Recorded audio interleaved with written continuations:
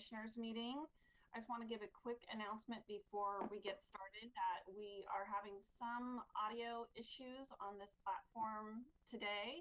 Hopefully they have it all figured out and we won't be interrupted in our meeting today. But if we happen to be interrupted or we have some technical issues along the way today, please stand by and commissioners will hopefully get a new email to log back on, as well as the public for them to watch.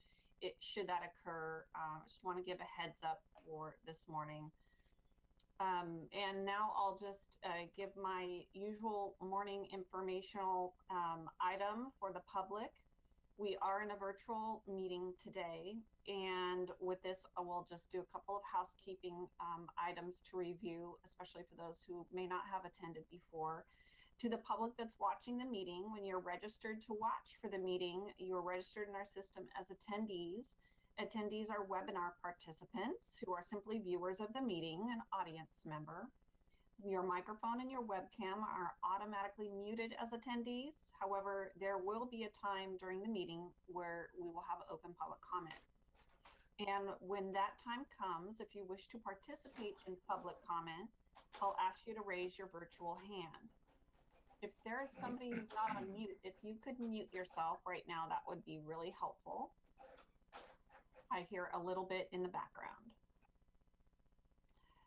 So if you want to public comment, again, just raise your virtual hand and there'll be a little hand icon on your device and we will see that. And once your hand is raised, we will begin calling names. The organizer will call the names and you'll be given 3 minutes and be unmuted for that time. And when your 3 minutes is up, you'll go back into muted status and the next name will be called. And you're welcome to continue watching as much of the meeting as you would like. We'll try to make sure that everyone who wishes to have public comment will have time, but if there is more public comment than we have time available in our meeting today, we may have to reduce the time per public comment or the number of speakers allotted. We haven't had that problem to date, and hopefully we will have plenty of time for everybody to comment. We do have a pretty full agenda today, so we'll need to stay on time as much as possible. We have 2 time certains, one at 1:30 and one executive session at 4 p.m. So we'll move to item 1, which is adjustments for the agenda. I know we are pulling item B2 from consent for a separate discussion. Are there any other adjustments to the agenda from anybody? Okay, seeing none, we'll move to emergency business. Any emergency business for today? Seeing none, we'll move to public comment. At this time, I'll transfer it over to our moderator. One moment, I'm sorry, I've got a dog barking in the background. Hold on a second, I'm gonna bring up the timer. At this time, if you are online and you wish to participate in public comment, please raise your virtual hand so I can see that you are there. I see approximately 6 attendees, but I only see 1 hand or 2 hands raised now. 3, and they're going up. Okay, I'm going to put the timer on screen and then I will. Can you hear me? Yes, we can. Okay, sorry, I'm getting odd feedback. I will unmute you once the timer is on screen. One moment.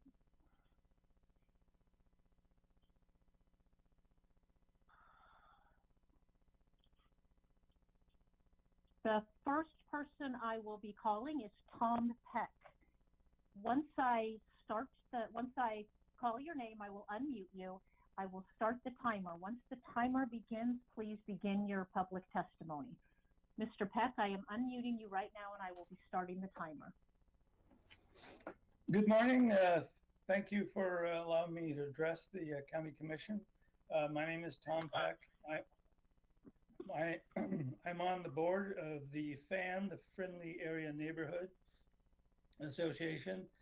And I understand restarting business and getting people back to work is very important. But what I don't understand is why this Friday we are closing the sanctioned unhoused camps and will start sweeping the unsanctioned camps. We will be driving hundreds of unhoused people back into the streets with the likelihood of spreading the second wave of COVID-19. The CDC is still very clear that we are still in a pandemic and that we need to keep the unhoused sheltered in place and provide basic services. We are very concerned that we are setting ourselves up for a second wave of COVID-19. We will be returning back to the criminalization of the unhoused that costs millions of our taxpayers' dollars for police services, court proceedings, and incarceration. This diverts the police and the entire criminal justice system away from fighting real crime just to cite someone for sleeping on the street. Criminalization of the unhoused guarantees that they will not be able to obtain housing or jobs in the future. Closing these camps, we will lose all of the resources and money that we have invested in sheltering the unhoused during the period of social separation. I'd like to give you a brief example of what can be done. A few of us from House Everyone, a coalition of housed and unhoused advocates, plus some people from the FAN board, adopted the camp at 18th Avenue. When we started, there was no leadership, there was no garbage pickup, no hand washing station, and the porta potty was overflowing. We were able to help create a leadership council. They cleaned up, we provided a dumpster and bags, they clean up the garbage. The porta potties are now being cleaned. The council has formed and they are creating social distancing and distributing face masks to the campers when they go out in public. This is just an example of what can be done given the proper resources and leadership. It is in the interest of our entire community and the unhoused to keep the camps in place until a more permanent shelter is established. The city of Eugene, thank you very much for your time. Thank you for your public comments. Just one moment. Our next speaker will be, sorry, my screen has delays on it. Our next speaker will be Lynn Kane. Lynn, I will unmute you. Give me 1 moment to start the timer, and then you may begin your public comment. I'm unmuting you now, and I will start the timer. Good morning. My name is Lynn Kane, and I'm in Commissioner Buck's district. I'm the parent of 2 children born with birth center midwives. And I'm here today on behalf of the Lane County Friends of the Birth Center and our community birth center to say thank you, and also to give you a brief update on some exciting developments. But first, I want to express our immense gratitude for the county's continued support, and particularly your recent $10,000 grant towards our community birth center's capital campaign. The current pandemic has highlighted once again the need for safe, affordable community birth options. People deserve the choice of an out-of-hospital birth center birth with its reduced risk of exposure to infectious diseases and more opportunities for social distancing. Birth centers can also help hospital systems conserve precious resources for the people who need them most during a pandemic. COVID-19 has also shined a spotlight on the significant inequities and systemic injustices in our healthcare system. Our community birth center is committed to diversity, equity, inclusion, and accessibility at every stage of our existence.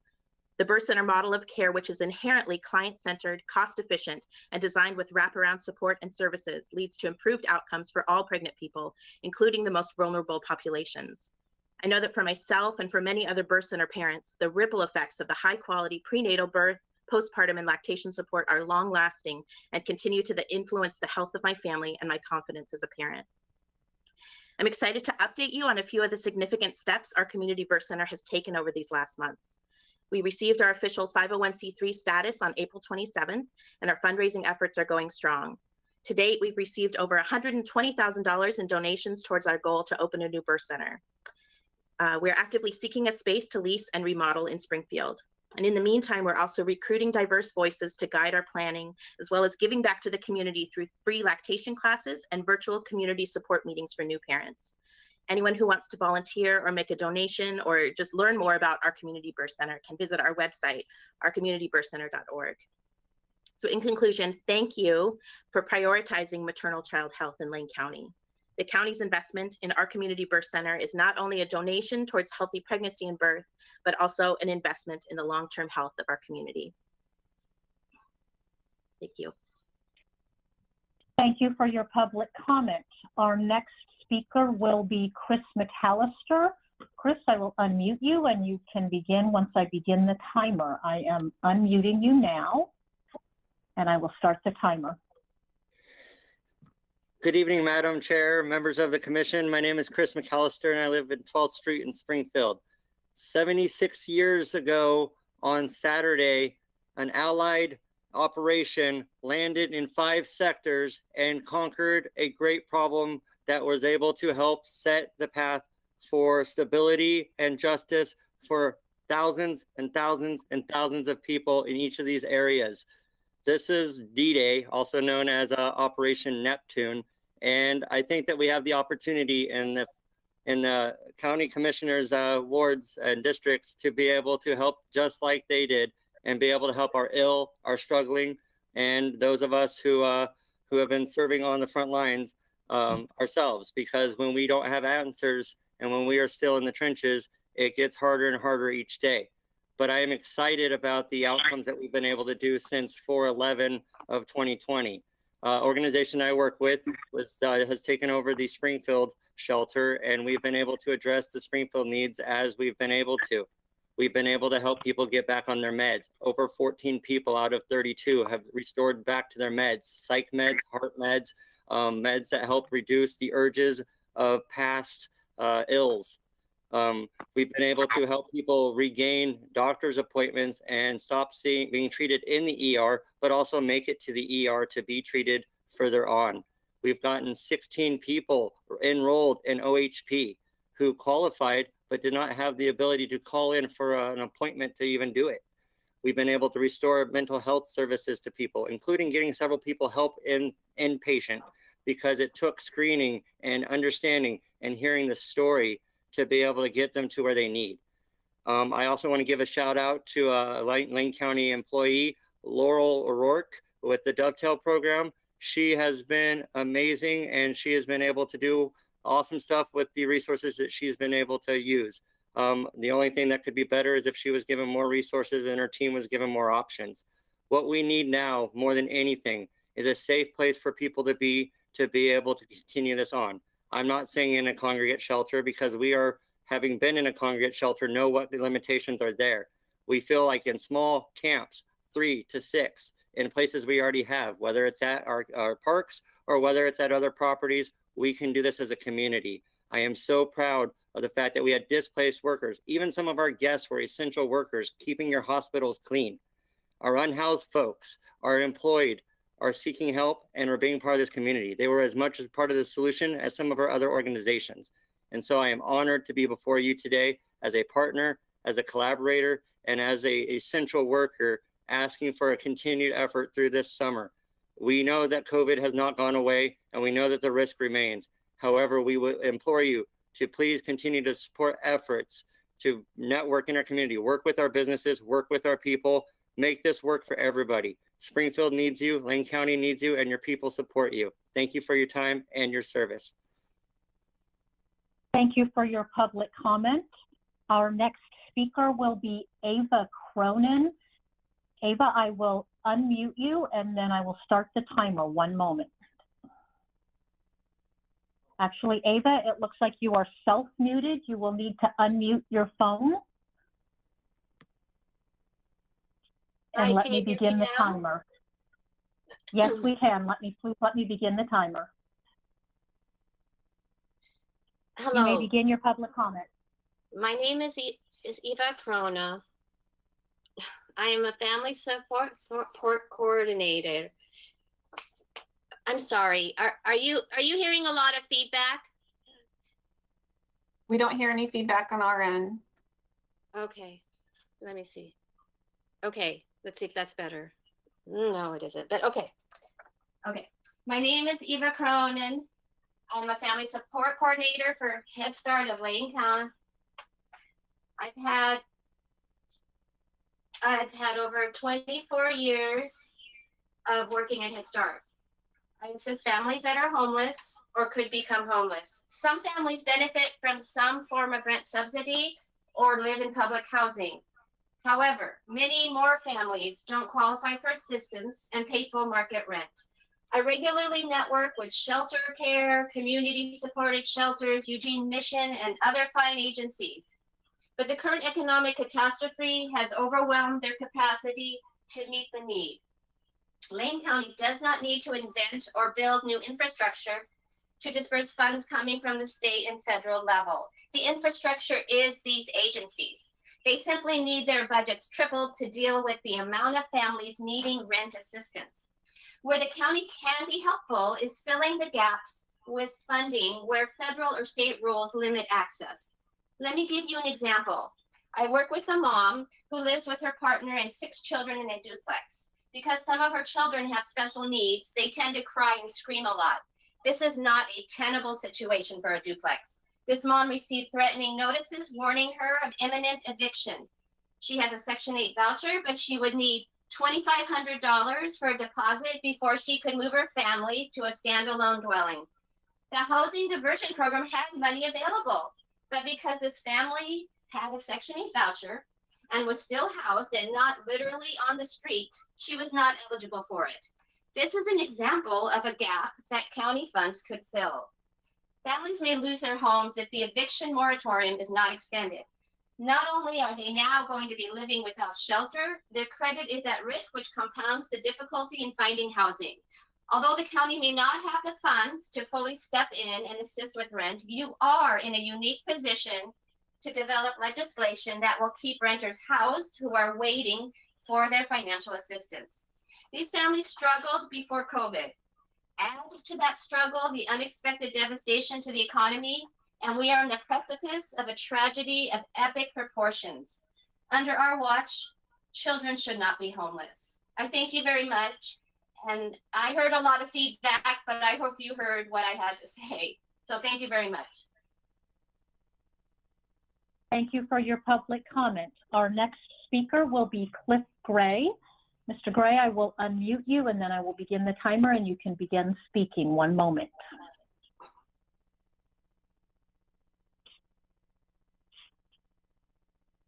Okay, good morning, folks.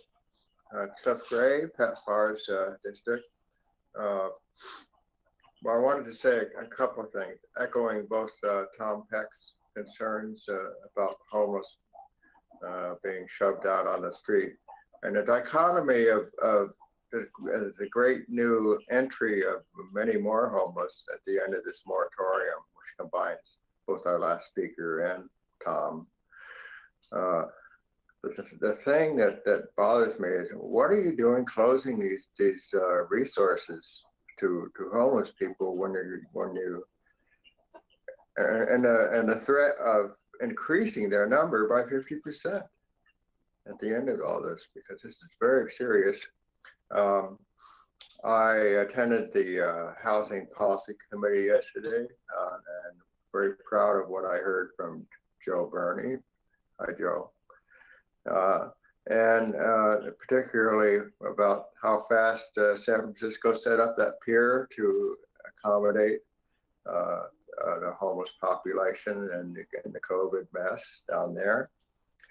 My suggestion to you is to look at, if you look, now there was some mention of looking for abandoned homes, or additional home spaces you could put people. And the way to find out if we do have a lot of abandoned homes is to go to the eWeb records and all electrical providers throughout the county, because they will know by the electrical usage whether the home is abandoned and unused or not. Thank you, Pat. And see, that was just a suggestion for that. And I know I had something else on my mind. I woke up late last night. Thank you, City of Eugene's alarm clock on my phone. Anyway, so that was it. That's my comment for now. But I hope you'll get back to me. Thank you for your public comment. At this time, I show that was the last public comment. If anyone else who's on the line would like to speak, please raise your hand and I will call your name. Otherwise, I think that concludes our public comment at this time.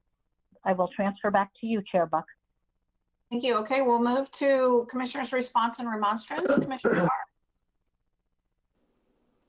Thank you, Chair Buck. I will attempt to keep this within the 3 minutes that we have allocated. I have a couple of responses. First, before anything, I'd like to wish a happy birthday to one of Lane County's great citizens, former Senator, former County Commissioner Bill Dwyer. His birthday today, I'm not revealing his age, but happy birthday, Bill. Watching.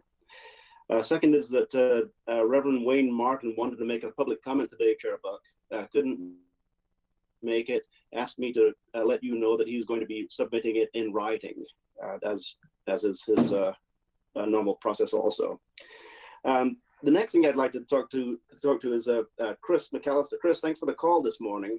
You brought up June 6th. I've been talking about June 6th for a number of weeks because it is the day that we, the day after we close the fairgrounds temporary shelter. It's also the day that the city of Eugene has designated that they would begin moving people along who are in unsanctioned camping areas. So it is an important day. Now, historically, June 6th was D-Day.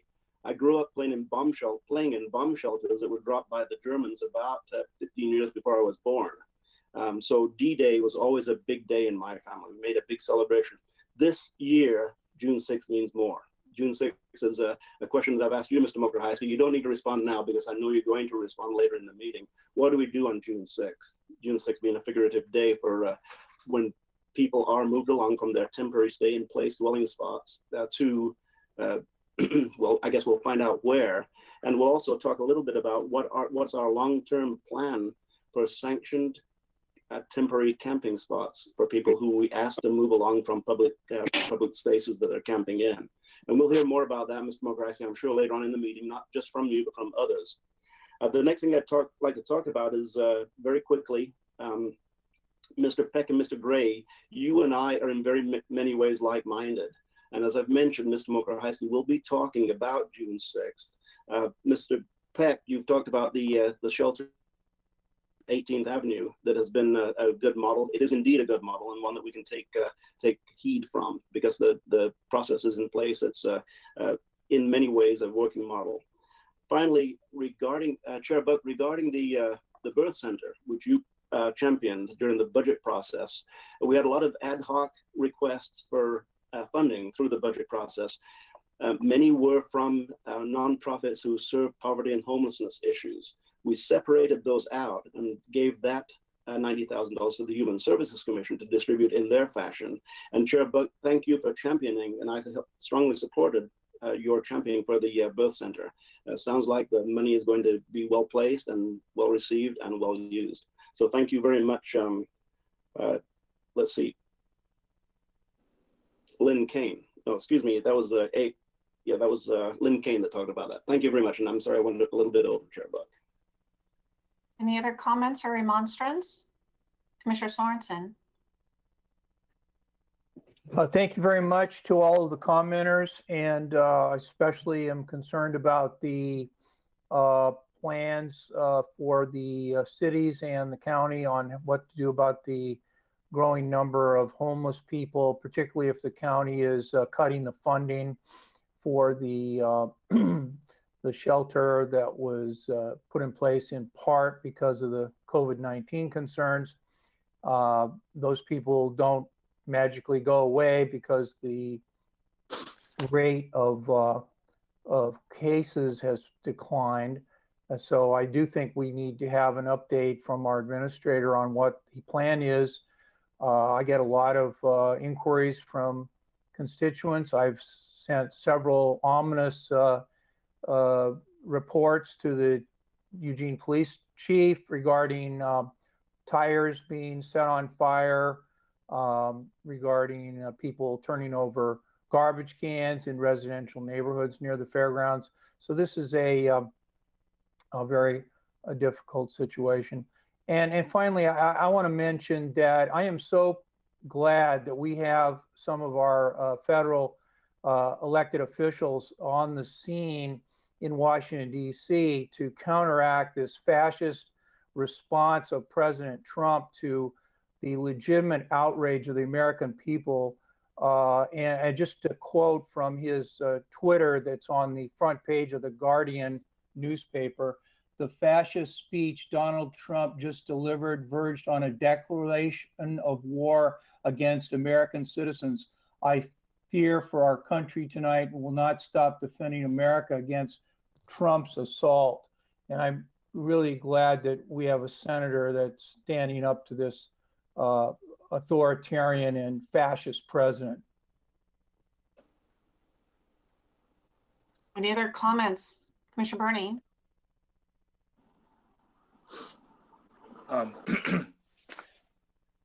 To Lynn from the Birth Center, Lynn, if there's anything that I can do, and I mean this sincerely, to assist in your attempting to find a Springfield location, it would be a lot of fun to be able to help you. Chris McAllister, who's a friend who I first met when I decided to run for this and learned about the impact of Chris McAllister on the ground. Yeah, I think this is just, this is a granular example of the fact that we are now at a point in our history where we either re-knit our social fabric together from the ground up or collapse apart. And so, Chris, I appreciate your comments. And forgive me, I can't read my writing, but I believe to Ms. Cronin. I really appreciate the perspective that you shared.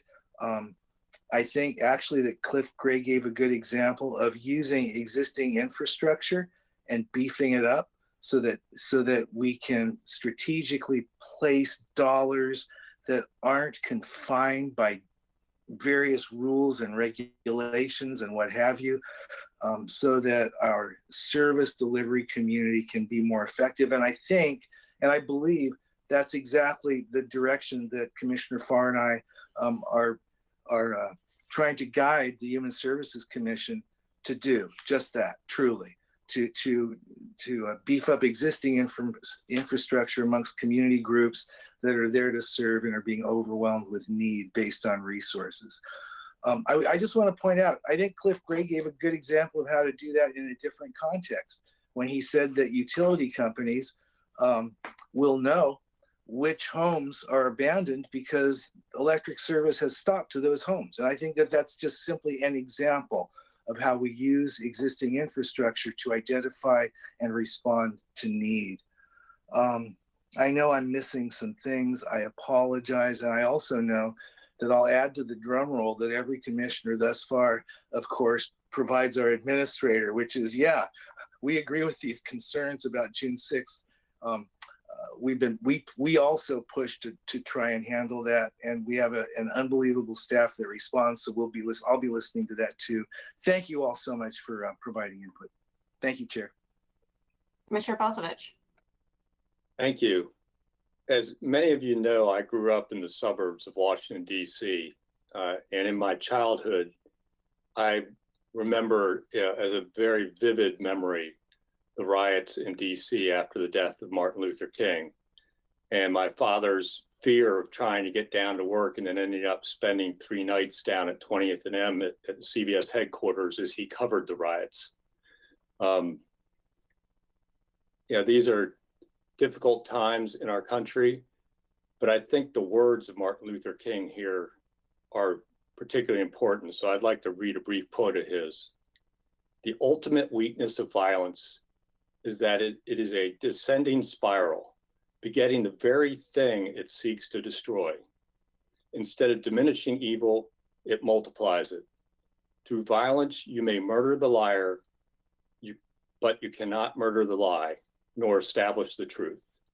Through violence, you may murder the hater, but you will not murder hate. In fact, violence merely increases hate. Darkness cannot drive out darkness. Only light can do that. Hate cannot drive out hate. Only love can do that. Martin Luther King, Jr.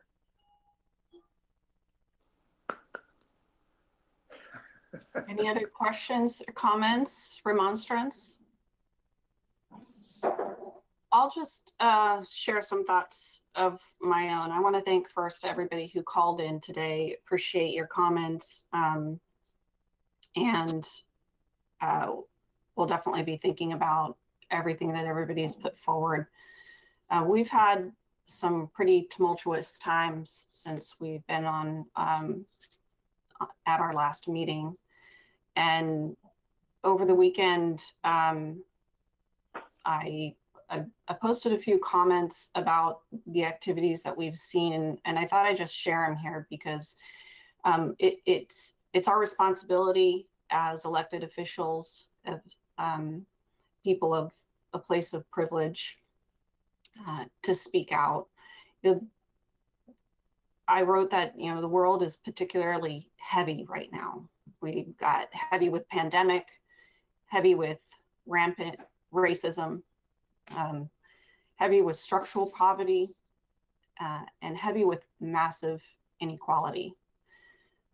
We are in the eye of a profound moral storm nationally, and many can see it quite plainly, and many feel it quite painfully. What do we want to be as a nation, and what do we want to be as a community? Because what we're seeing right now are some very, very negative aspects coming out that have underlying currents since the beginning and formation of our nation. We must right our moral compass. We've got so many structural problems going on in our world and in our local community. We must act. There was a very peaceful Black Lives Matter rally this weekend, of which I attended. It was quite a showing for our local community in support of, in the heart of their movement is just a human rights movement, of which I hope we as a board will support. I support it. What I don't like to see is white people disrupting that basic human rights movement for their own violent needs and rioting in the streets. They are not the message of the Black Lives Movement, and it's up to us to call them out for it and to say that is not their message, and to defend a human rights message, and honor that by continuing the equity work that we are doing as a community, lift it up and support them throughout their messaging and on a day-to-day level as we work through our community and as we work through the county.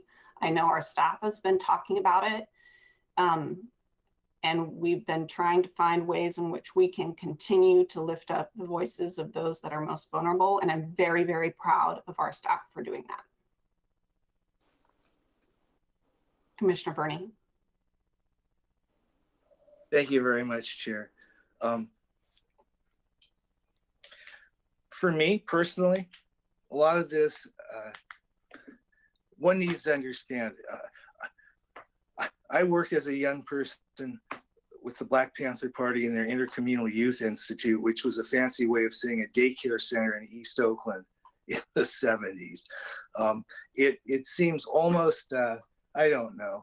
I don't feel that, I don't agree with constantly articulating being a just, you know, righteous. The righteous aren't always right. I want to swing back and echo Commissioner Farr's happy birthday to Bill Dwyer. And I want to read you something I posted, because what I posted, I stole from Bill Dwyer.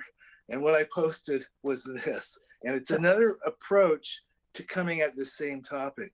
3 people never to trust: a religious leader who tells you how to vote, a politician who tells you how to pray, and a draft dodger who tells you how to be patriotic. I just wanted to share that since we are sharing. Thank you very much, Chair. So if there's somebody else on the phone, it'd be nice if they could mute. Commissioner Sorensen. Thanks very much. You know, Chair Buck, you brought up the Black Lives Matter protest in Eugene. And because of this pandemic, I wasn't able to attend that, but I certainly was there in spirit. And I really appreciate not only what you said today, but also the statement that you and Mayor Venus and Mayor Lundberg put out last week about how this protest was a nonviolent protest against a very vicious act. In fact, the death of Mr. Floyd in Minneapolis was literally a murder witnessed, committed by a police officer on an American citizen in plain sight. So the outrage that people have to actually see this just provokes the need for a public protest. So I really appreciate you being there. I didn't know you were there. Appreciate you being there, and I appreciate the statement you made. And I think that the Board of Commissioners really should pass some sort of a resolution, maybe approving of the comments that you made on last week, because I know that you've been careful to express these views on your own, but I do think that the Board of Commissioners should express those views and be clear that we do not condone violence, but we definitely condone and encourage public protests when there's a violent murder committed by a police officer against an unarmed Black man who's screaming, "I can't breathe," and those are the last words out of his mouth. To me, it just calls up all of the concerns that we've had about our diversity effort, our effort to try to do something about systemic racism. And I just wanted to say in giving us a second round of comments, how much I appreciate your leadership on this. Commissioner Farr. Thank you, Chair Buck. And I will say that I failed to thank you for the work that you did over the weekend. I stood out in front of everyone, along with Mayor Venus and Mayor Lundberg, and I listened to the words that you said, and powerful, and thank you very much for that. I'd also like to say thanks to a number of individuals who helped organize the peaceful demonstration Sunday, and that would be Greg Evans and Bobby Green, James Manning, Henry Luvert. The first 3 are from our public servants from Bethel. Henry Luvert, I've known for many years, and also Ibrahim Koulibaly. Thank you for the work that you did. The 5 I just mentioned, and for you and the mayors, Heather Buck. Thank you very much. Any other comments or remonstrance for today? Okay, well, with that, we'll move on to the consent calendar. And is there a motion to approve the consent calendar without item B2? So moved. Second. Okay, moved by Commissioner Burney, seconded by Commissioner Sorensen. All those, well, let me start with the discussion. Any discussion? Seeing none, I'll call for the vote. All those in favor, please say aye. Aye. Aye. Aye. All those opposed, say nay. Motion passes unanimously. And we'll move to item B2 on the consent calendar, order 20-06-02-02, in the matter of making a sole source determination for 4 HUD Continuum of Care housing projects. Commissioner Farr, would you like to speak to that? Thank you, Chair Buck. And I asked you to pull this and stated that no staff presence was required for this. I just have a brief statement, and it'll be a part of an ongoing recognition that I will be providing for the Poverty and Homelessness Board. The Poverty and Homelessness Board, which is a Lane County board, is a subset of the Human Services Commission. It reports to the Human Services Commission. The 4 projects that we pulled from the agenda today are Cascade Rapid Rehousing, Emerald Options Permanent Supportive Housing, Sahaley Permanent Supportive Housing, and Mackenzie Rapid Rehousing. These are projects that are not Homes for Good projects. They're projects that Lane County supports throughout the community. Just 4 of many, many projects that Lane County supports regarding housing and poverty issues. The Poverty and Homelessness Board is responsible for many things other than general poverty and homelessness issues. Each year, the Poverty and Homelessness Board is responsible for preparing a report on the Continuum of Care Program grants. They also make the determination for the Continuum of Care Program grants. These are 4 of which we're approving today. The Poverty and Homelessness Board also writes the annual report on homelessness services, needs, and gaps, writes the annual report, conducts the annual point in time count, annual housing inventory chart, the annual homelessness assessment report, and homelessness coordinated entry system. So the Poverty and Homelessness Board is a powerful committee. It's made up of policymakers from, specifically, it's an action-oriented group of elected officials, community stakeholders, and individuals who represent low-income and homeless people's concerns. It actively coordinates community stakeholders to achieve the goals in the strategic plan of the Poverty and Homelessness Board. It goes far beyond just talking about issues. It is a policy recommendation board for 3 different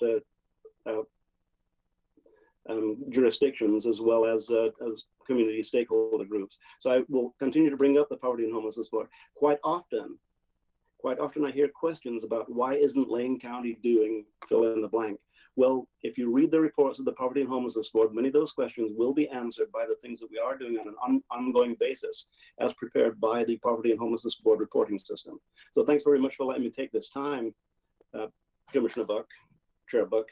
And at this point, I would like to move passage of Board Order. Excuse me, I'll pull the item. Board Order 20-06-02-02 in the matter of making a sole source determination for 4 HUD continuum of care housing projects. Second. Okay, motion moved by Commissioner Farr, second by Commissioner Burney. Any discussion? Seeing none, I'll call for a vote. All those in favor, please say aye. Aye. Aye. All those opposed say nay. Motion passes unanimously. All right, we'll move on to item 6A, our COVID-19 update. We have with us Mr. Mokrzycki, our County Administrator, and Ms. Gaffney, our EOC Incident Commander. Thank you, Chair, and I'll kick this off. I just have some initial comments I want to make and thank the board for all of its commitment towards our equity work and your discussion under Remonstrance. And I know Karen will weave into her comments how a focus on equity has really been at the core of our response to COVID-19 and how we've targeted and prioritized vulnerable communities, the unhoused, our Black and Brown populations, in particular the Latinx community, and the outreach that has happened there. And so that has been our equity lens is something that we've used from the start to make sure that we are addressing the needs of all of our residents in Lane County, particularly through our COVID-19 efforts. I want to just take a minute to address some of the comments that we heard under public comment this morning, as well as some of the commissioners' questions related to the transition of the homeless respite sites. And I want to, I think it's important that we consider all of the information. So I would sort of want to paint this and paint the full picture, if you will, of what our response has looked like for our vulnerable communities and the unhoused. And I want to caution criticism with narrow sets of information and absolutes, and remind folks that we really have, from the very beginning of this effort, as the board knows, we for years have been focused on working on solving our homelessness crisis in Lane County.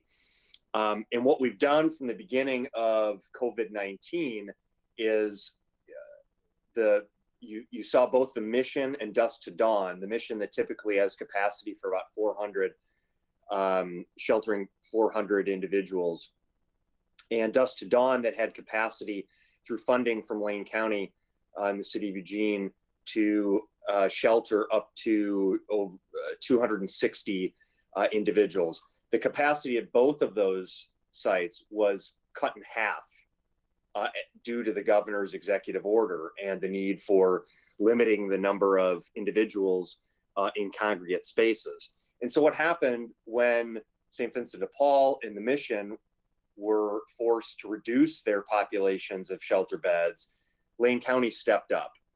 And over the course of the past 2.5 months, we made our facility available at the fairgrounds. We worked with the city of Springfield and Willamette to make a building in Springfield available. And Lane County has funded and coordinated and managed the contracts for the operations of both of those sites. Those two respite sites have served over 600 unhoused individuals in the course of the past 2.5 months. So those are unique, unduplicated numbers, over 600. I had an opportunity to watch the City of Eugene City Council meeting last week, and they had a lengthy discussion about the tent sites that the City of Eugene has set up, which have accommodated approximately 30 to 40 individuals via the tent sites. They are now, as Commissioner Farr indicated, in the process of identifying other options for those. I think there are 25 individuals now at those tent sites. So Lane County, again, through our respite sites and through the funding that has totaled almost $1 million at just those two sites over the course of the past 2.5 months, has served over 600 individuals. And I want to just share with you what has been provided at those sites. And this has been, again, a step up, recognizing the reduction in beds that have been that were forced at the Mission and Dusk to Dawn.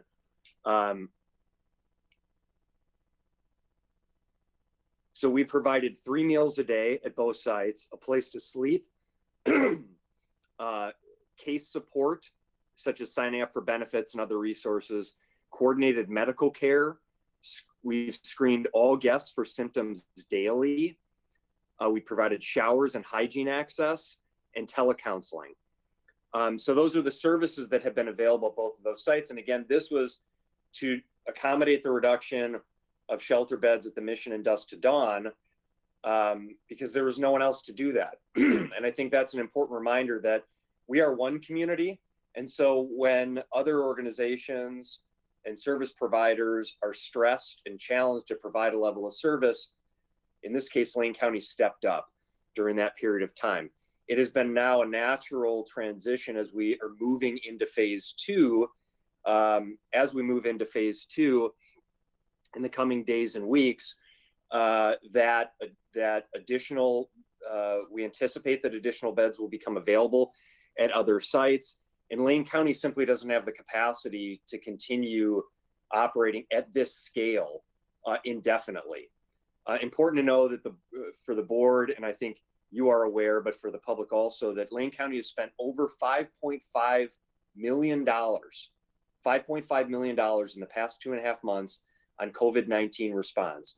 The majority of those resources have been spent to serve our vulnerable and unhoused communities. So a significant amount of resources that we have spent. And so I want to just, on that first point, in terms of what we've done to date to serve the unhoused and vulnerable population, say that, again, as others have struggled to be able to provide the amount of capacity for shelter beds that has typically been available, Lane County has stepped up. Lane County now is needing to transition and focus its efforts on implementing our shelter and housing plan, which has always been our focus. As the board knows, we included funding for the operation of a shelter and navigation center next year. We included additional resources in our budget for rapid resolution, which is getting further upstream and working with individuals before they become unhoused or right at the point at which they become unhoused to get them rapidly rehoused and connected to services. So these are new $1.3 million in additional funding in next fiscal year that we've included, the Board of Commissioners has supported moving forward. So there's a lot of effort and funding and commitment to solving this challenge. We also are continuing to do significant work around our permanent supportive housing efforts. As the board knows, of course, we've made available a site, Lane County owned site at the fairgrounds for up to 25 units of 25 individuals for women and children. Our property at the Martin Luther King Boulevard campus for 51 units of permanent supportive housing for chronically homeless individuals. We're working with Homes for Good on a new project at 11th and Charnelton. Of course, we use county property for low-income housing with Homes for Good for, I believe, 50 to 70 units at 6th and Oak. And so Lane County made available $2 million in housing improvement program funding that seeded the creation, the development of an additional 91 units of permanent supportive housing. So all of this, and I failed to mention, we purchased for $1.8 million the former VA clinic as a COVID-19 recovery center, which we intend to transition into a shelter and navigation center towards the end of this year. So all of this, and then of course the board will have a work session next week on renter assistance. And we're doing a lot of work to help support renters and make sure that people who are at risk of becoming unhoused do not. And so I'll sort of close here and just say that it's really important. I think we're hopeful and we are in conversations with the city of Eugene and the city of Springfield as they are looking at evaluating sites for temporary sanctioned camping. And we support that, the opportunity for identification of properties within the city of Eugene and the city of Springfield for sanctioned camping. Our public health officials have worked with EPD in the city of Eugene over the course of the past 2.5 months and have actively worked to request that camps not be moved along for all of the public health reasons and disruption that has caused. And we appreciate the collaboration that we've had from EPD on that front. And so I want to just end there by saying that we are continuing to work on all of these efforts. We are pivoting. We put a lot of time and effort and resource into this to date, and we are pivoting now back into investing significantly in our shelter and navigation work, in our rapid resolution and rapid rehousing, and then ultimately the permanent supportive housing that needs to happen. So again, we're one community. Lane County, I don't need to tell all of you this, but I will. Lane County runs from the coast to the Cascades. We have, yes, Eugene and Springfield are the metro area in the core, but we represent and serve 10 other cities, including Florence and Veneta and Dune City, Junction City, Cottage Grove, Cresswell, Lowell, Westford, Oak Ridge. Who did I miss? I think I got all of them. Dune City. Coburg, thank you. Coburg, I mentioned Dune City. Thank you, Coburg, not to be forgotten. As well as around 100,000 residents who live in unincorporated Lane County. So we serve a large population, and Eugene is our county seat. We provide a lot of services here. We will continue to do that and engage in these long-term solutions. But I want to make an appeal and a call for help. We can't do this alone. Lane County cannot be the only organization that is pouring resources and properties into solving, particularly in the county seat, the challenge of the unhoused. And so I want to call on our partners and particularly at the City of Eugene, to step up and assist as we're continuing to move on and focus on these broader, really critical issues that we also have support and help and working on where the significant problem exists here in the City of Eugene. We really need that assistance. So that was a lot to start, but I wanted to just paint that because I know that is top of mind for everyone, and we are equally concerned and supportive of continuing to find solutions, right? Focused on solutions is one of our core behaviors, and so we will continue to be focused on solutions, but we need help. We can't be the only organization that is identifying solutions, and we look forward to partnering with others on that assistance. So I'll turn it over to Karen. If I haven't taken all the wind out of your sails, Karen, go ahead and take it from there. Well, thank you, Steve. That was wonderful. And the only thing I would tack on to that piece is just to give the board and the community an update on our current numbers. I'd like Steve to be more passionate next time, though. Yes, no, and I think that just speaks volumes to how we have approached this situation from the very beginning of how do we absolutely make the very best difference we can in the community. So while we have served 647 unique individuals during the course of the time the temporary respite shelters have been open, we currently have 49 people who are housed at the Expo Center at the fairgrounds and 18 people at the Springfield Memorial site. So I just want to make sure the public doesn't think that there are 650 people who are currently there. And we will continue to work this week with staff on site to help each of those individuals access whatever resources we can help support them in and transition back out into the community. So that's our plan on that issue. And before I open it up for questions, I do want to just talk about a few other COVID-related situational status reports, and then we can open it up for questions and discussion. It wouldn't be Tuesday if I didn't at least give you an update on where we stand in terms of our case count and the status of disease in the community. As of this morning, we do have 77 people who have tested positive or are presumptively positive for COVID-19 in Lane County. 64 of those people have recovered. We currently have 1 person in the hospital, 9 people who are resting at home, and 3 people who have passed away. We have more than 11,500 negative test results in the community. So we continue to work very hard to expand the testing in the community, knowing that that's really a primary tool in our toolbox to be able to contain the spread of disease. Steve talked about the equity work that we've been doing woven through this, and a particular piece has been in the way that we've approached our testing. Of course, we want anyone who thinks they may be positive for COVID to reach out to their provider and get tested.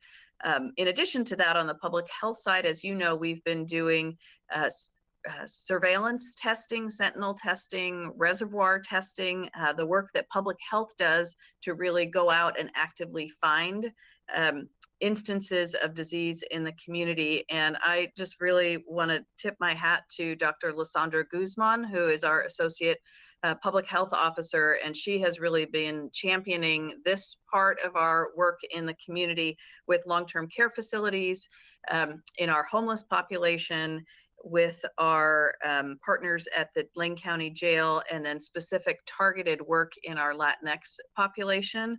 And to date, we have done more than 1,000 tests as part of that work, and have actively been looking for positive cases, particularly amongst people who might be asymptomatic. And we were quite successful in that work at the end of last week and over the weekend, particularly as we have done targeted work in our communities of color and our Latinx population, knowing that because of the health disparities in our community, there's higher risk there. So while I know none of us like to see the numbers go up, I really think about that as a public health success, that we are finding those people and wrapping resources around them to contain any spread. We will continue to do that work into the next week, specifically looking at rural communities and again, our communities of color, reaching out to the tribes, expanding that testing resource from a public health perspective. I also want to let you know that our site at River Avenue is up and running. I know since last week was a down week, we haven't had an opportunity to talk with the board about that. I believe Commissioner Farr had said, we hope we'll never have to use it. And turns out that hasn't been the case. We've actually had people there since we opened the doors on Tuesday after Memorial Day.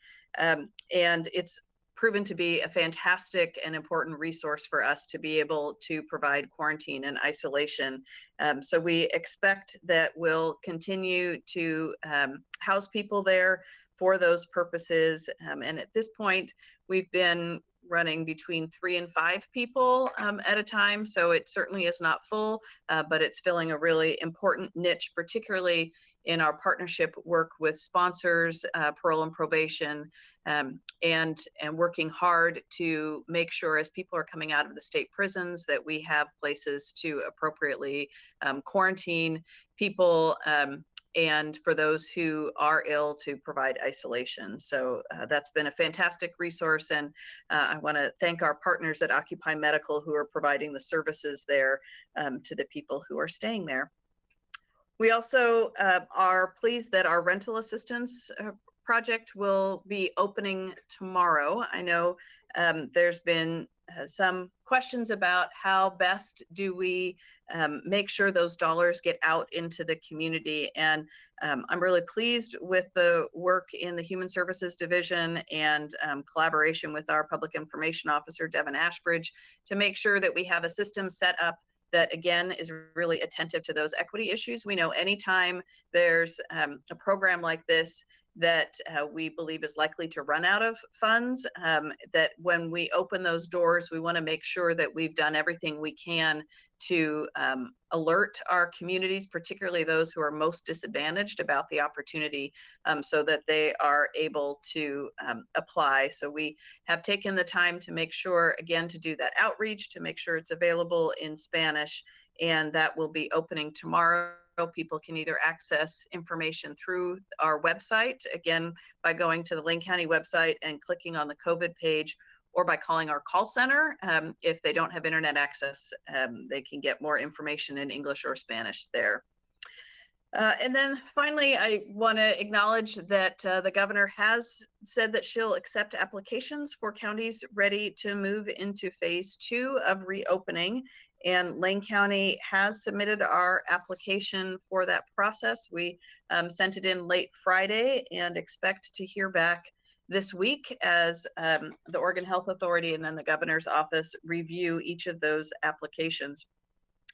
We don't have final guidance from the governor yet about what all of the changes will look like in phase 2. We're expecting new guidance on small and medium venues, youth sports, overnight camps, indoor activities, outdoor activities, and there may be some changes around limited return to work, restaurant, bars, and travel guidance.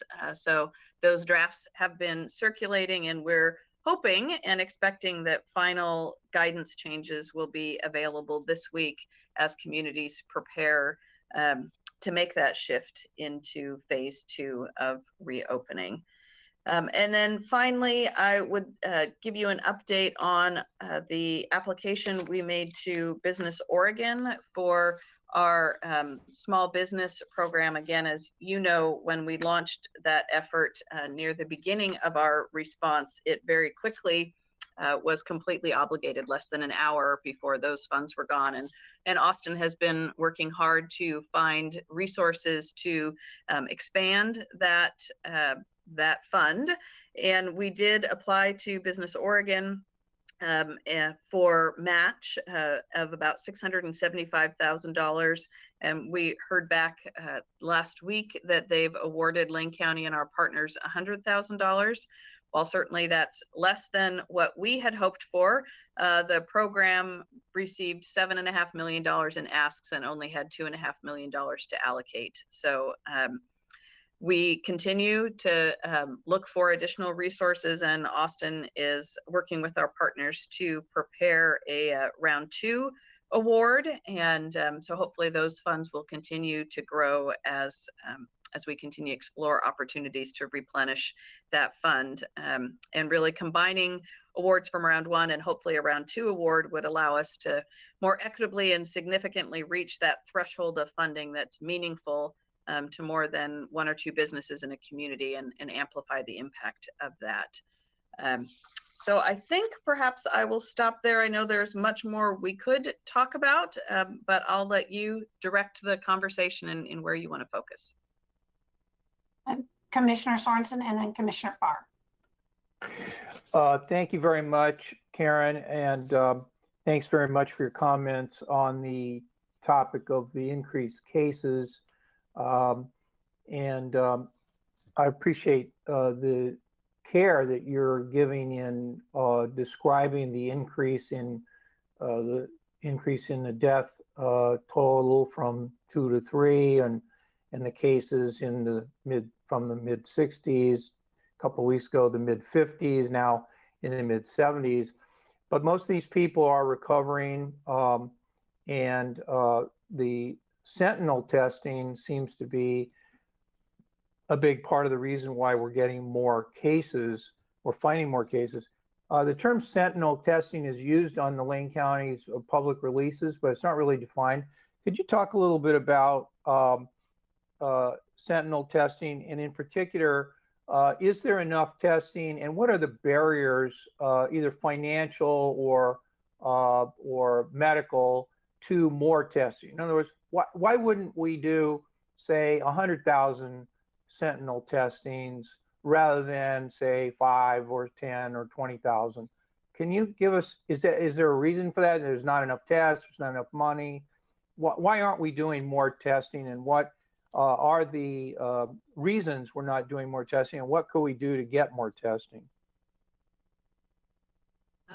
Chair Buck, Commissioner Sorensen, there are a number of questions wrapped up in that. So I will, I'll try and take them one at a time. And I appreciate your comment about our using the phrase Sentinel testing in the media releases. I was having a conversation with Jason about that last week, because really what we're doing is a combination of Sentinel testing, which might be more samples of testing to get a sense of what the disease burden is in the community. And then, as I said this morning, this concept of reservoir testing, which is just not as easy for me to say. So that's probably why I use some of the other words, as our effort in public health to really clearly identify where our pockets of disease are. So for instance, we know that the long-term care facilities are very vulnerable. We haven't had significant outbreaks in those care facilities. And so looking for where currently in our community do we have active cases, and where do we need to focus more, is the focus of our testing from the public health side. I would say absolutely there is not enough testing available right now in the community, and there are a few barriers to that. There still is absolutely an issue around supply chain, both for equipment and for supplies like swabs and reagents. I will say Lane County, along with, I know, many others in the community, have placed orders for the Abbott Rapid ID9 testing. We have placed an order for 6 of those, and that equipment is on back order. So once we receive that equipment, certainly we'll be able to expand our testing as a county. And I think that's true for other providers who have been waiting for delivery of equipment. So that is still one absolute reason for a barrier. I would say McKinsey-Willamette, in their partnership with U of O, has really just been outstanding with us in helping to support our efforts to do our expanded public health testing. And they have been running those tests for us. They've been recently able to increase the number of tests that they run because of delivery of a new piece of equipment from the U of O that they had been waiting on for probably at least 6 or 8 weeks, arrived at McKinsey-Willamette. So they're now able to increase the number of tests they run each day. We continue to expect that that will expand. We've been working with the University of Oregon on a project that hopefully will be able to come online before their students come back and able to expand testing capacity there. So I would say those are some of the very real barriers that we have in the community to not being able to just test everyone every week in the community. There still are limits to equipment and supplies.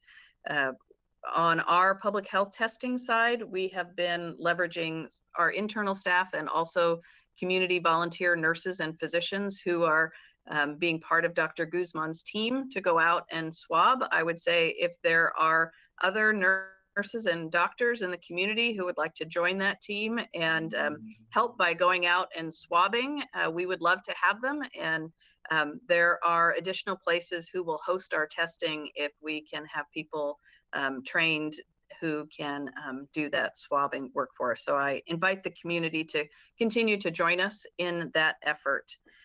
So I think I got most of your questions in there, okay. Commissioner Sorensen. Thank you. And it doesn't sound like money was any of the barriers. So thanks for highlighting some of the barriers. And Madam Chair, I'd like to yield back my time, but if we have time for a second round, I do have another question. Commissioner Farr. Thank you, Chair Buck. Mr. Mokrzycki, I sent you a few questions earlier this week, and you answered them very thoroughly. You answered them in ways that will help me to formulate answers to Chris McAllister and Mr. Peck and Mr. Gray and the others who are asking me, what are we going to do on June 6th and beyond? Thank you. Very adequate. They have questions that we actually do have answers to. And it's a matter of providing the answers in ways that people understand and people can identify that we are actually addressing the situation even before it comes up. Thank you for that, Ms. Mokrzycki. But you've also given me a checklist of things to do for the balance of this week to make sure that when June 6th hits, we are in fact on the ground running, making certain that we're doing our best to put people in housing. Now, homeless people are not the only folks involved in the pandemic. Of course, the entire population is. And it's not just a matter of homelessness, it's a matter of economic stability and economic security for many, many families. And it's specifically rent assistance for a lot of folks who are in houses right now. And I just want to point out, I had a nice long chat with Mr. Manella yesterday, who gave me some information. Ms. Gaffney, you have confirmed that we do have a rent assistance program that kicks off at 10 a.m. tomorrow. It's already posted on our website, although the application won't be available until 10 a.m. tomorrow.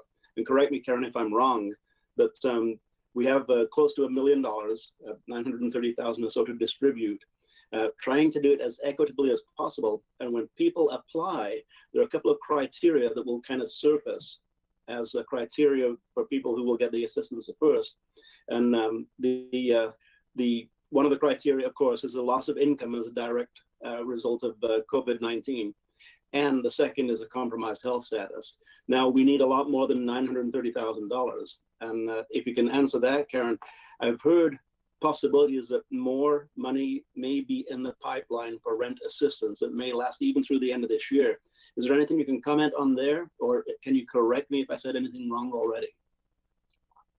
Chair Buck, Commissioner Farr, I appreciate your thoroughness, and I don't have anything to correct in your statement. And I think it's important for all of us to continue to repeat that information for people so they understand how to apply and when it's open. So thank you for giving those details. And yes, we absolutely are hoping and expecting that there will be additional dollars. This first batch of money is state money that came to us, and we are expecting federal money to also come through. And then I'm hopeful, given the significant impacts in the community statewide and nationally, that those funds will continue past that. I know the board has a work session scheduled next week to talk specifically about rental assistance, and I think there'll be an opportunity to get even more detailed and current updates there. But yes, we are expecting this is the first wave of money. Thank you, Ms. Gaffney. And just one final summary, and that is that we pay a great deal of attention to diversion from homelessness, keeping people in existing housing. That is one of our main pillars regarding our TAC response and our TAC strategies. And this is an opportunity for us to really put that to the test.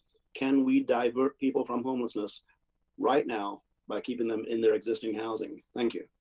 Yeah, Chair Buck and Commissioner Farr, I appreciate that. And I'll just loop back to Mr. Mokraheiski's comments at the beginning in terms of the need to really focus our work on those priorities in our housing and homelessness plan. And I met last week with Sarai and Steve Manila and others to lift up what those priorities are from our plan that the board has approved, and really a focus on the mobile outreach and how that dovetails with our mental health crisis work, I think is a key part of our solution moving forward, as well as, of course, the Shelter Navigation Center, our landlord engagement during this time. It's more important than ever.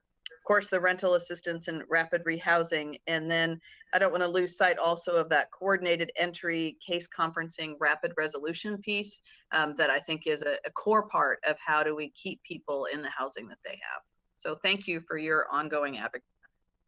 And finally, thank you for the time that you spent this week, your staff, including Laura Ashworth, spent with Cheryl from the mission, Cheryl Balthrop, helping them to get through the crisis in ways that that we can help. So it's a team effort. It goes beyond government, beyond nonprofits. And thank you very much. Commissioner Burney. Thank you, Chair. Am I unmuted? Can you hear me? Thank you. Karen and everyone, Steve, everyone knows that I am not a fan of institutional inertia. I'm not a fan of bureaucracy, and yet the work, and you know that we have asked you pointed questions about everything from testing and our staff, difficult questions, and pushed for more.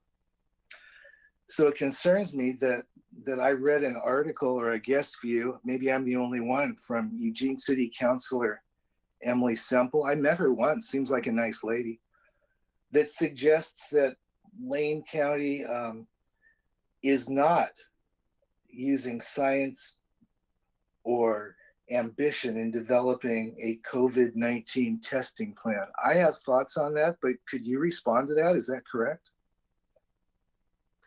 Chair Buck, Vice Chair Burney, I appreciate the comment. I did also see the op-ed when it ran on Sunday, and have had the opportunity to outline some of what I think was, to correct some of what the misinformation was in that particular piece. From my perspective, we've worked really hard to partner with the City of Eugene in our response on all of this. And clearly, on the issue of testing, as I said, I believe we should have more testing, and I know we will have more testing as the resources make their way through the pipeline. What I absolutely believe is that our response in this community has been tremendous, and I think we see some of that in the results. I was looking at our particular rates of disease, and we currently have 20.5 cases per 100,000, and the state has an average of 102.7. And our neighbors to the south and the north are certainly much higher than we are, and our testing work has been smart in how we target where the most important strategic places are to do that work with the limited resources that we have.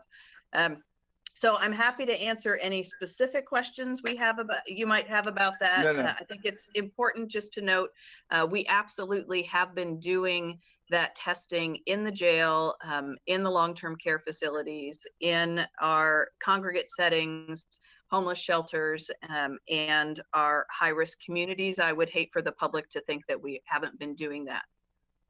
Well, thank you, Karen. My comments are going to go a bit further.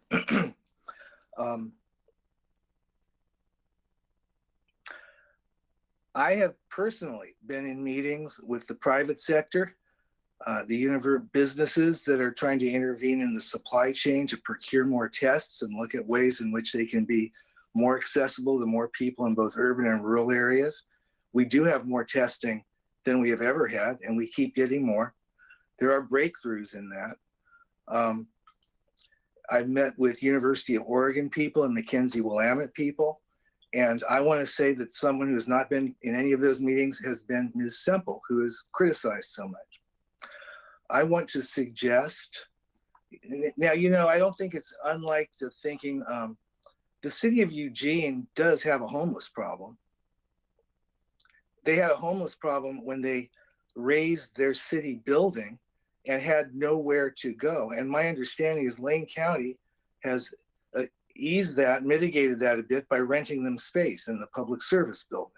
I think it's that same mentality that I object to in a time where there is real structural and catastrophic problems staring us in the face, that perhaps she and the Eugene City Council ought to take a page out of Springfield and Lane County's playbook and move from talking to action, from blaming others and generating, without any meat behind them, proclamations, rolling up their sleeves, making it happen and getting it done.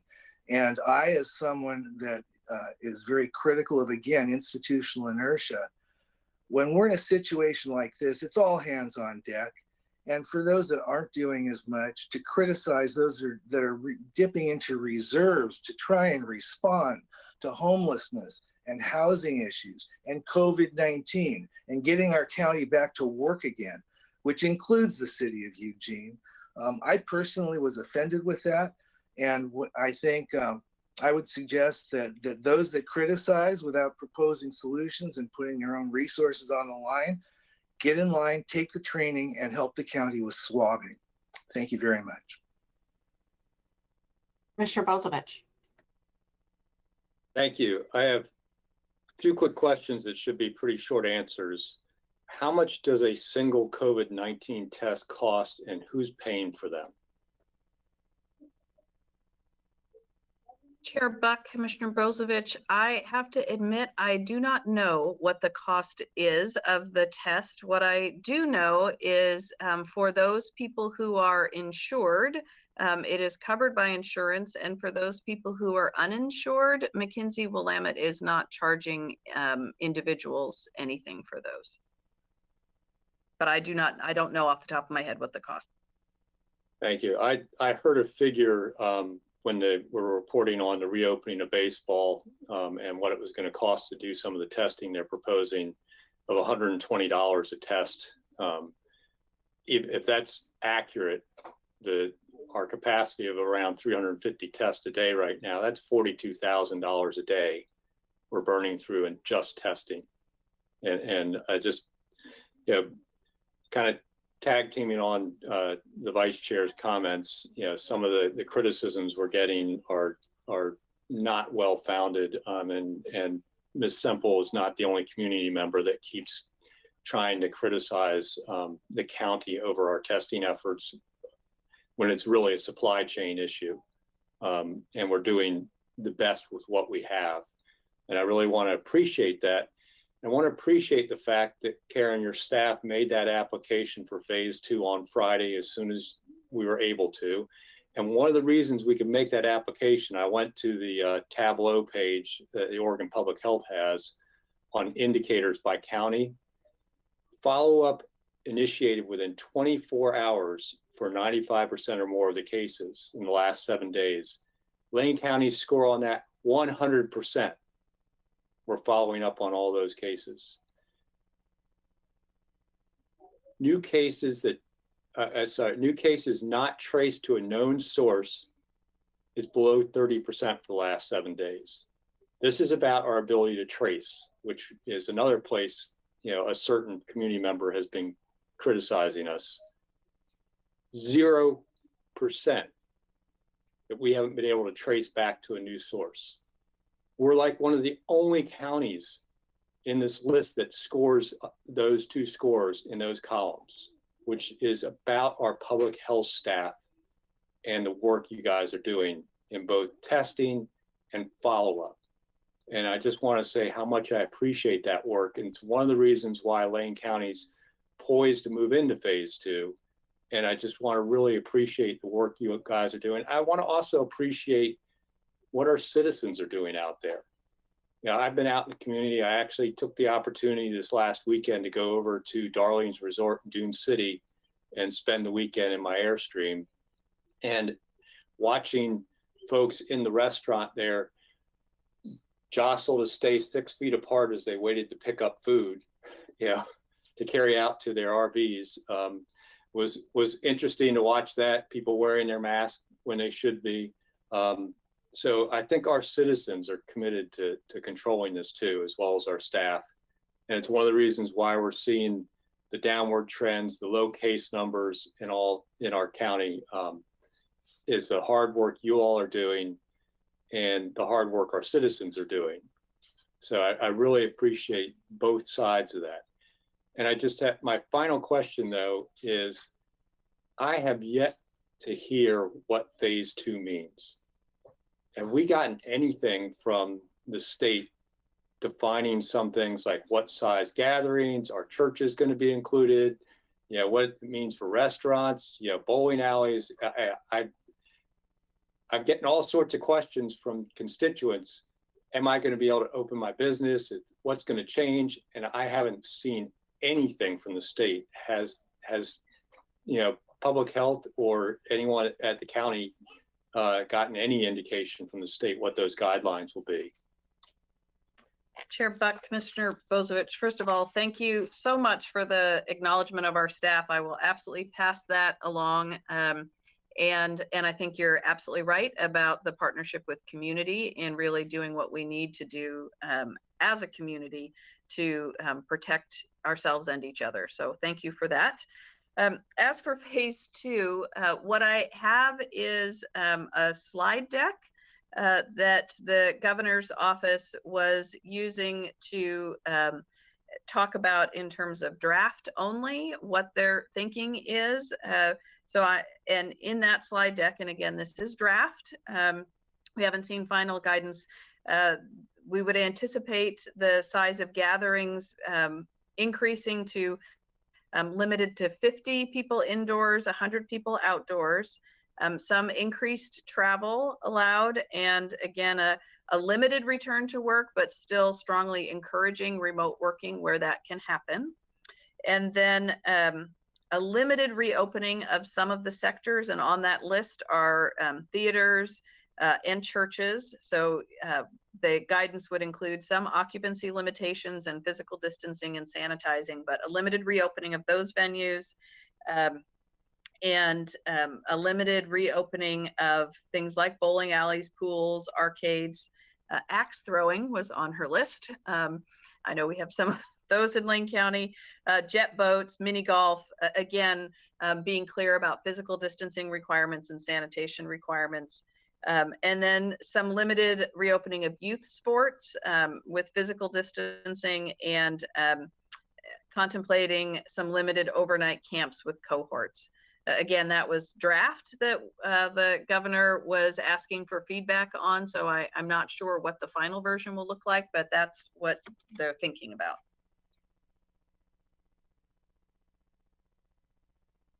At least that gives me a little bit more information. I guess the one thing I would like maybe the public health folks to talk to some of the folks from the state and the U.S. Forest Service and other folks that are running parks.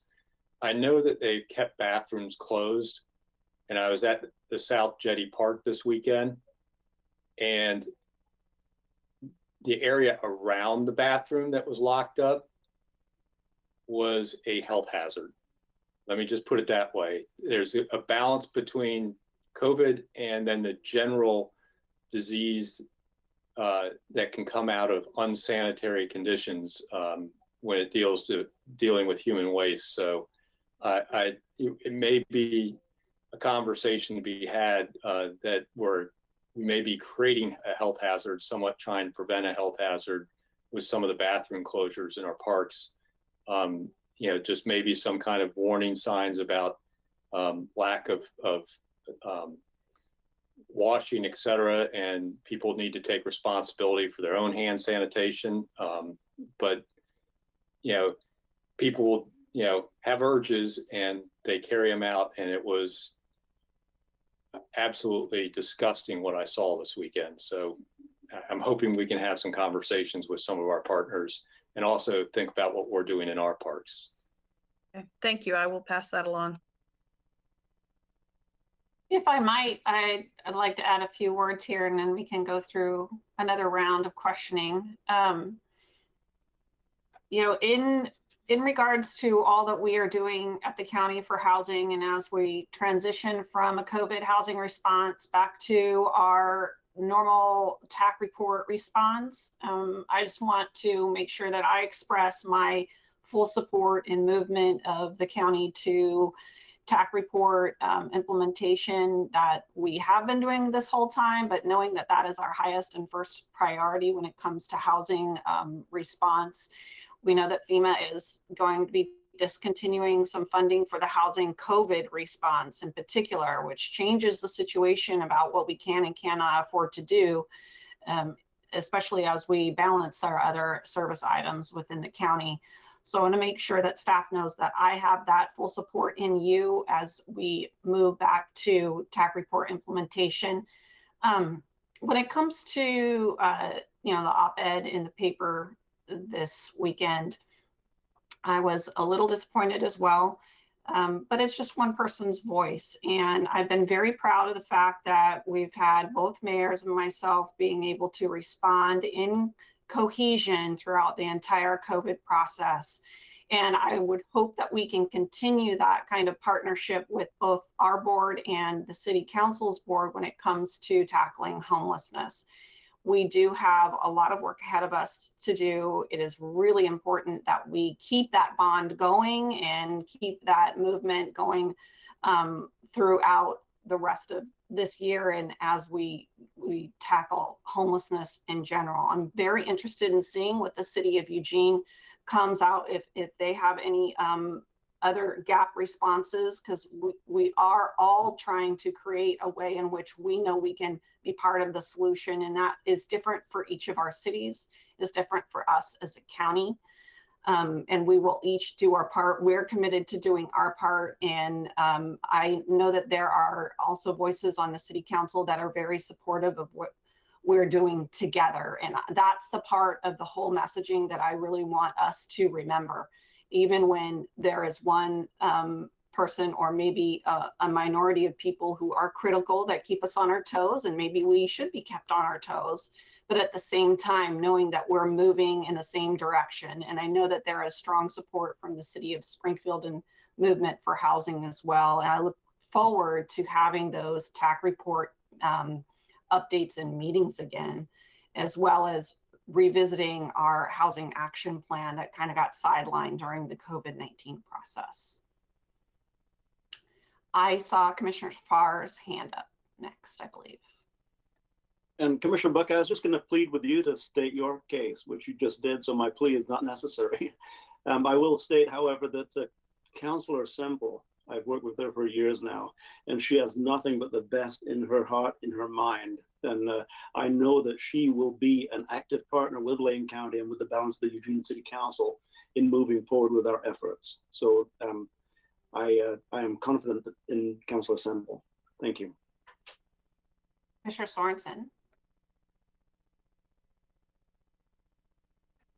Thanks very much. And Karen, I mentioned this to Mr. Mokryski the other day, that the Oregonian called me and asked me, why did Lane County have such good numbers relative to other counties? And I said, well, my opinion, and it's strictly my opinion, is that the bloodhound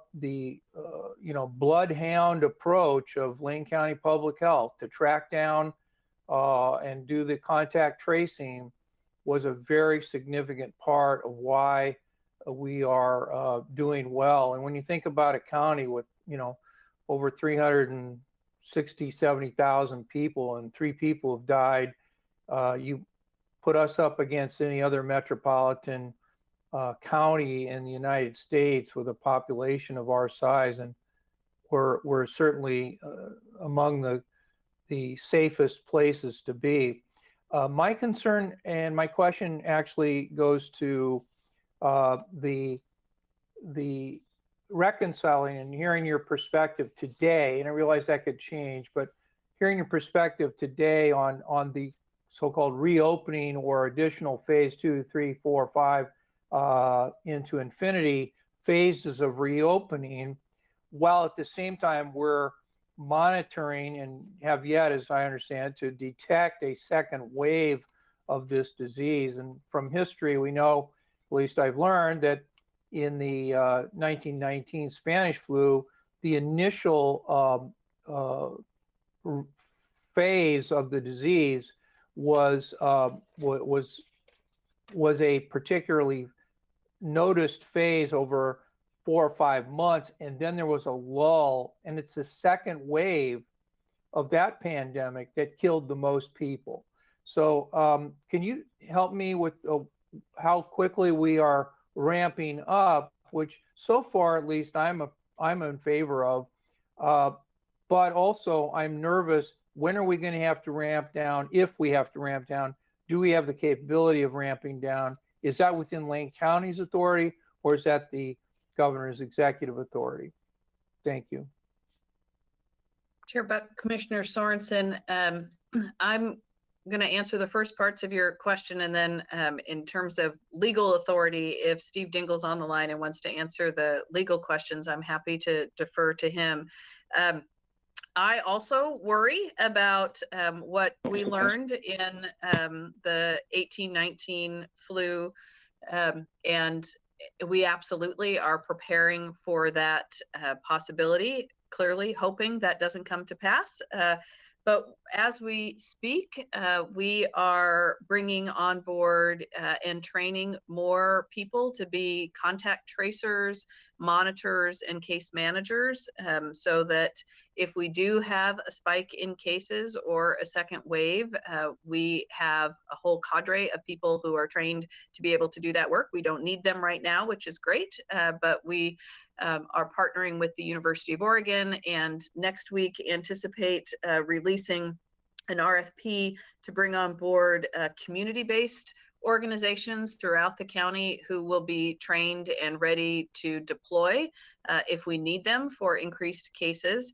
And I think the other big tool in our toolbox is testing. And part of, I think it was this, in this forum, either at your last meeting or the meeting before, where we talked about how testing is going to be our radar, right? That's how we're going to know quickly what's happening in the community. So we plan to be vigilant about that throughout the summer.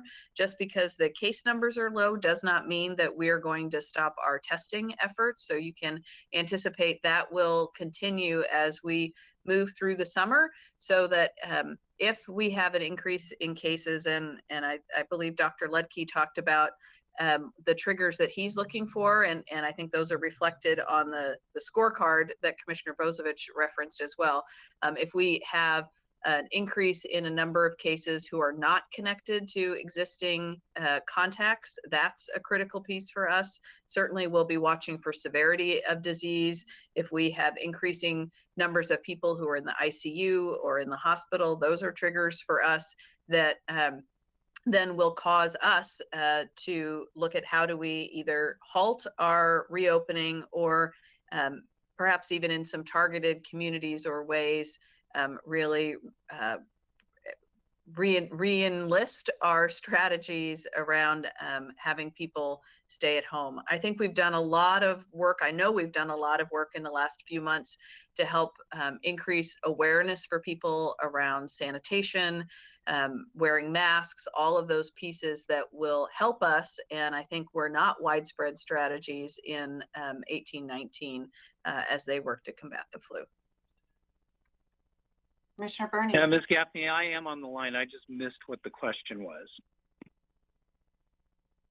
It was whether in the event that we have an increase in cases and feel the need to move back toward stay-at-home models, is that something Lane County can do on its own, or does it require a governor's order? I believe that the board acting as the public health authority has the ability to do that. Commissioner Burney. Good catch, Karen. Thank you, Chair. Good catch, Karen. It was the 1918, not 1917 or 1819 Spanish flu. And Commissioner Bozovich, I know you're completely relieved about what phase 2 planning has occurred now that we know that axe throwing is a part of what's being regulated. And I look forward to seeing your pictures of your last vacation that you were referring to. In all seriousness, and actually, both Chair Buck and Commissioner Farr, in that my remarks were strong, and in that you've identified, Councilor Semple much better than I.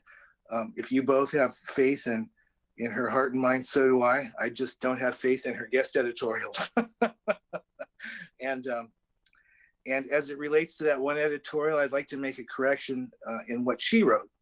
And that is that the Harvard Global Health Initiative has identified that we need to test 156 people per day per 100,000 in population, and that comes to about 500. And I simply wanted to share that as well. Thank you, Chair. Okay. Well, thank you everybody for the update. And we are thinking about how much of updates we want to do in the future, if we want to continue to do them every Tuesday morning, or if we want to do them every other week or once a month. Maybe we can noodle on that a little bit this next week and talk about it more next week at our meeting then. We're just trying to figure out what it will morph to, because ultimately it will be a recovery discussion, and there might be other people that we might want to include in our conversation as we move towards phase 2, phase 3, and what recovery itself looks like. So think about that a bit, and we'll move on to item 6B. I'm going to read the order, but then I'm going to toss this one over to Vice Chair Burney. So we have order number 20-06-02-05. In the matter of making a sole source determination for selection of St. Vincent de Paul, Blaine County to provide homeless veteran service housing or housing services, and delegate authority to the county administrator to execute determination and a contract for a sole source provider. I'm going to declare a conflict of interest since I'm related to the executive director of St. Vincent de Paul, and that is who is in this particular contract. So I'm going to actually take my camera off and hand the proverbial gavel over to Vice Chair Burney, and when it's over, I will return. Thank you. The only time I get a gavel, it's proverbial. As it relates to this order, if it's the will of the commissioners, I'd like to entertain a motion in a second before we begin discussion. Mr. Chair, I'll move to approve order 20-06-0205. Is there a second? Second. Okay, there's a second. It's been moved and seconded. Order 20-06-02-05 as the chair read, which I can reread again if necessary. Mr. Mokrahysky, do you have your hand up?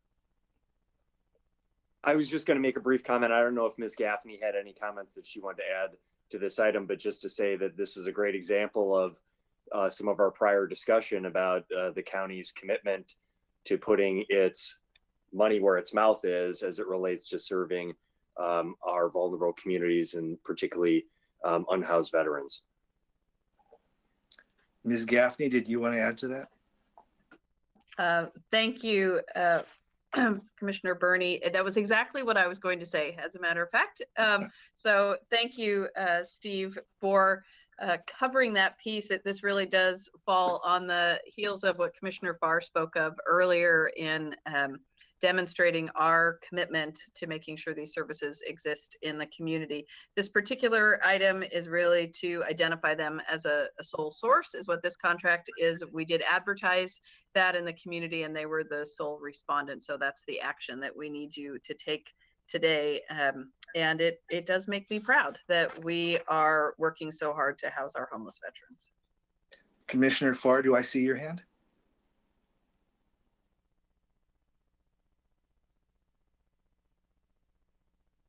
Thank you, proverbial Chair Rooney. Yes, thank you. Very quickly, St. Vincent de Paul has been a long time champion of veterans housing. In 1915 and 1916, 2015 and 2016, we conducted Operation 365, in which St. Vincent de Paul helped us to house over 400 homeless veterans in that 1.5-year period. Since then, they've helped us to house 3 times that number. It's ongoing, and they are absolutely the champion of the cause. Other discussion? Seeing and hearing none, will someone please call the question? Okay. All those in favor of Order 20-060205 in the matter of making a sole source determination for selection of St. Vincent de Paul of Lane County to provide homeless veteran housing services and delegating authority to the county administrator to execute the determination and contract with the sole source provider, please say aye. Aye. Aye. Nays? It passes 4-0, Commissioner Buck abstaining.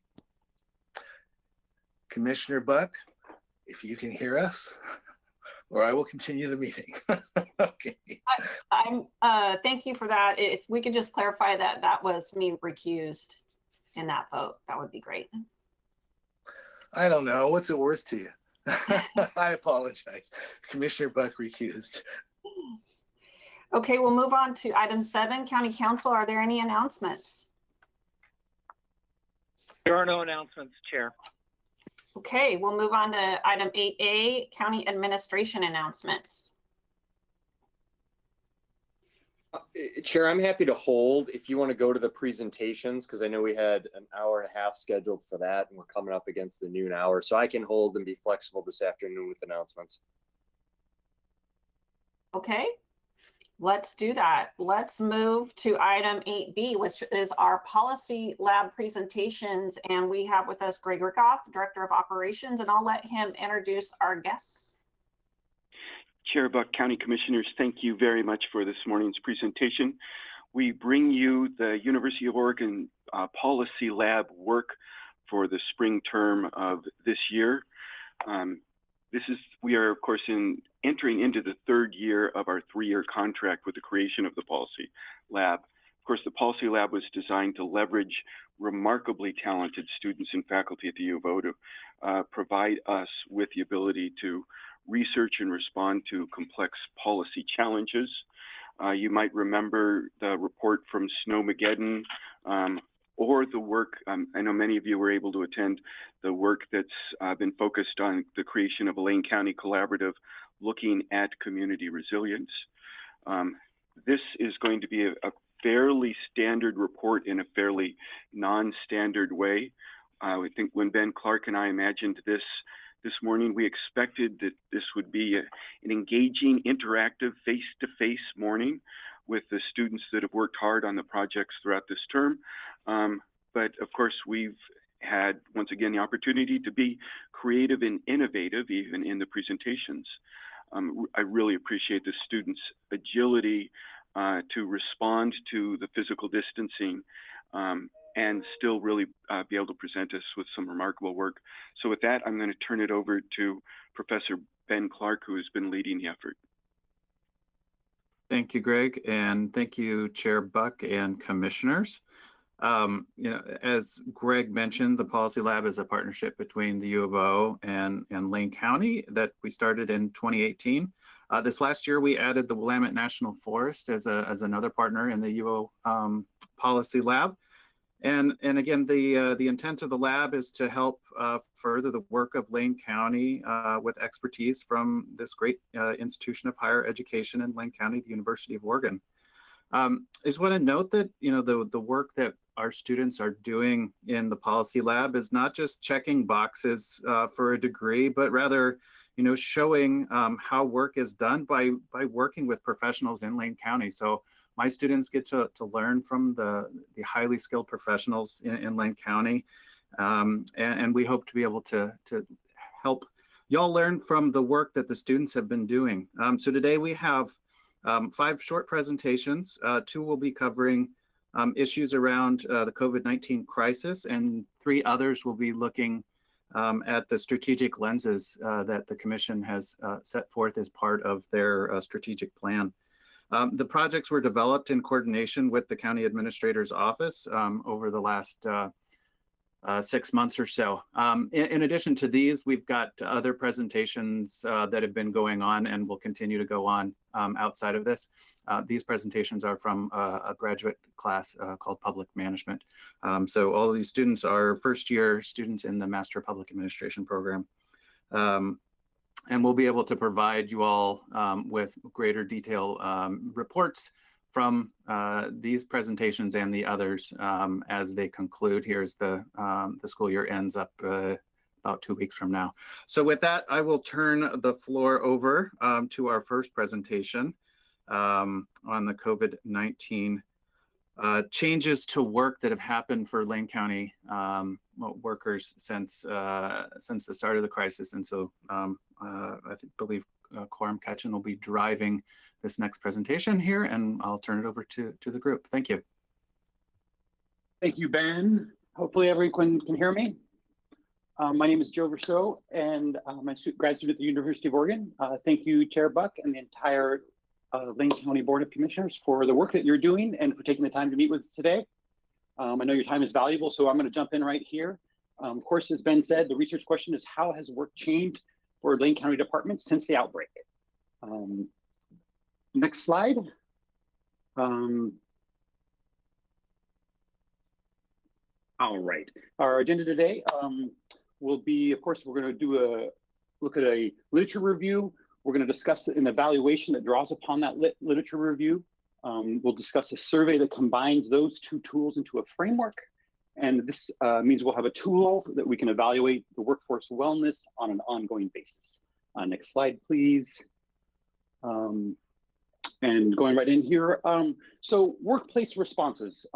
This is a high-level overview of the research and literature specifically focused on COVID-19 lessons learned from Korea, Hong Kong, and the US, indicating what many of you already know, and part of what the County Administrator Steve Markowski discussed earlier, that first, stabilization of the workforce, not focusing on productivity, but on wellness.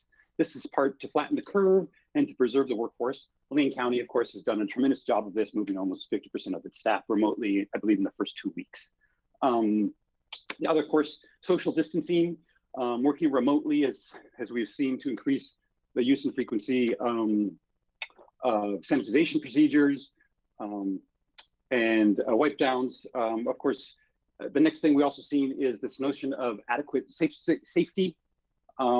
It wasn't just in the United States, but places like Hong Kong, we're seeing that procurement of safety equipment was difficult, not just face masks, shields, gloves, etc. And lastly, we are seeing that a part of the response is to anticipate the surge of mental health concerns among healthcare workers. All right, next slide, please. So some of the workforce emerging practices that we're seeing from the research, and this is really kind of the crux of what our research focused on, was that we are seeing that the literature, there are several best practices for employers to reduce the stress during these times. One is providing access to forms of paid and unpaid leave, as we saw here in Oregon, providing flex schedules that offer for childcare issues or high health risk individuals, for example, with either pneumonia or age, whatnot. We're also seeing just a reduction in hours to reduce stress, in addition to the shift changes that were aimed at social distancing. The other best practice we're seeing is increased level of check-ins. A lot of these are remote, but nevertheless, there's a trend to have regular check-ins to monitor and assess employee well-being and stress and fatigue. And the final best practice we're seeing is this notion of preservation measure that outside of work, essential employers are to protect themselves through continuous self-isolation. Exactly, surgeons staying healthy, payroll people staying healthy when they're not working, essentially. Next slide, please.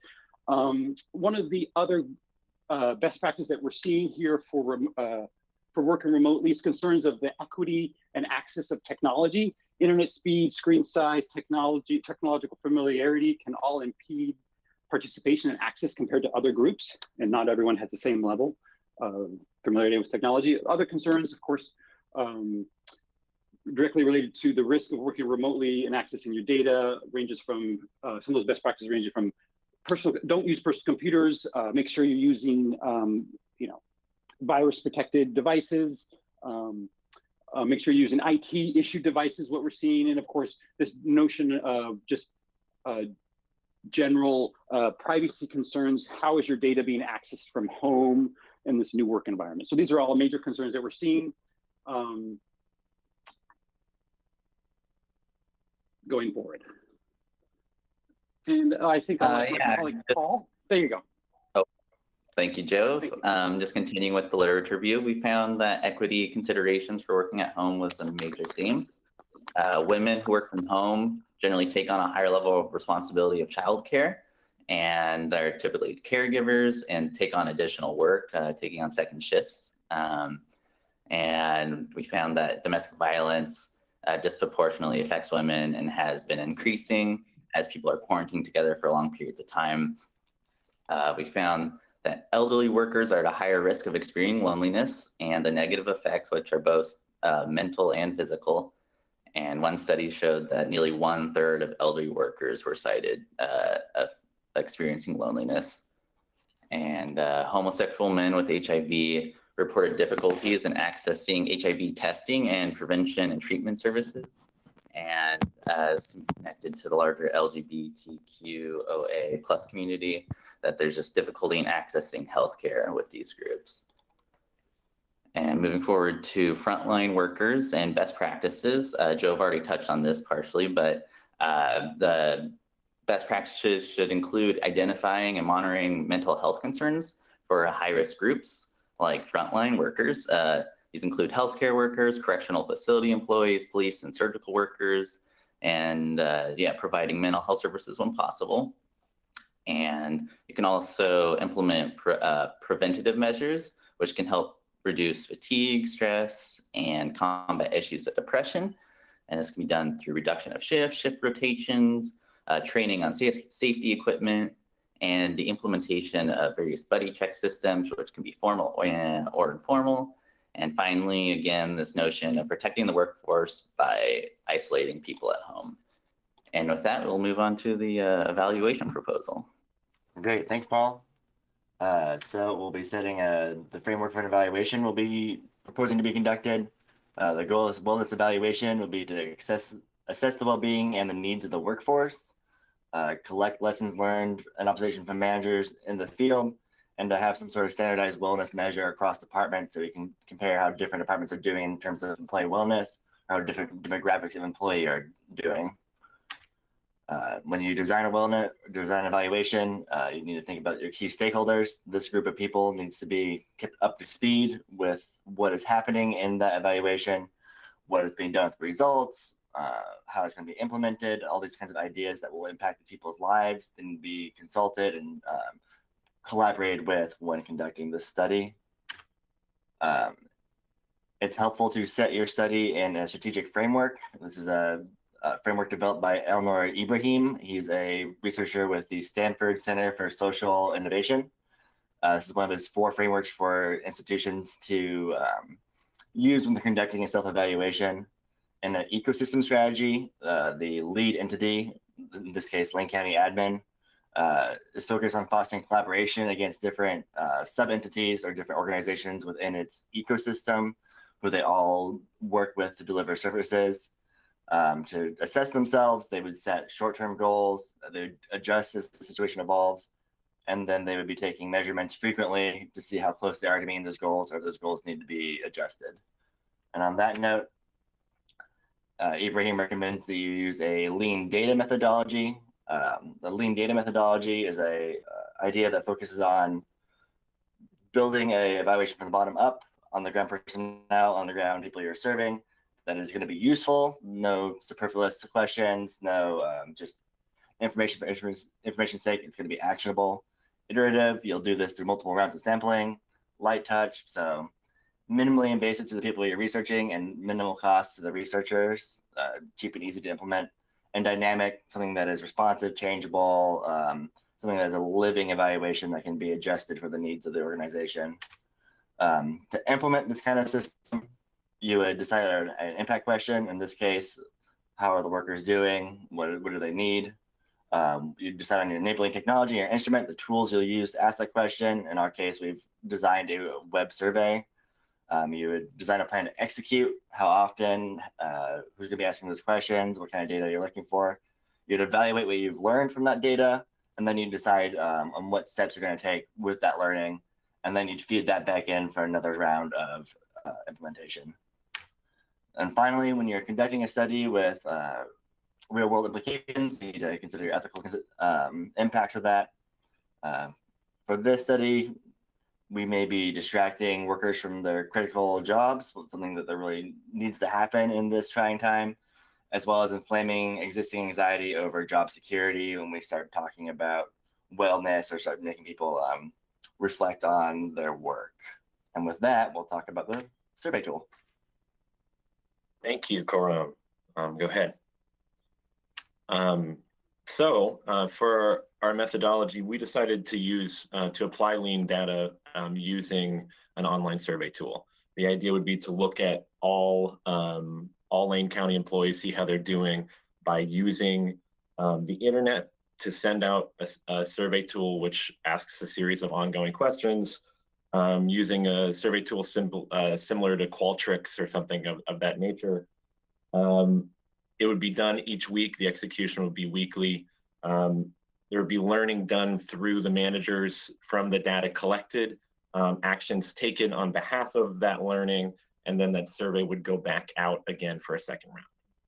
It'd be simple, it would be quick and easy to do. There'd be two types of surveys, one for employees, which is more quantitative, looking at employee opinion about how they're doing, access to communication, access to PPE, and then a manager survey, which is more qualitative, looking at how they feel that the county is doing as a unit and how managers are doing.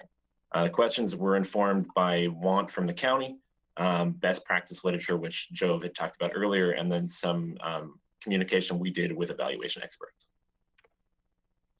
Why this type of survey? It's easy, it's quick. It'll take under 5 minutes for an employee to do it. If you're gonna have them do it each week, it's gotta be easy. It can be adapted. Qualtrics is nice as a tool. There's many that are also easy to be adapted. So you can be asking new questions as time goes on. And then these tools aggregate your data. So you can say, how does it work for single moms? How does it work for, how's our approach looking for people of color, et cetera.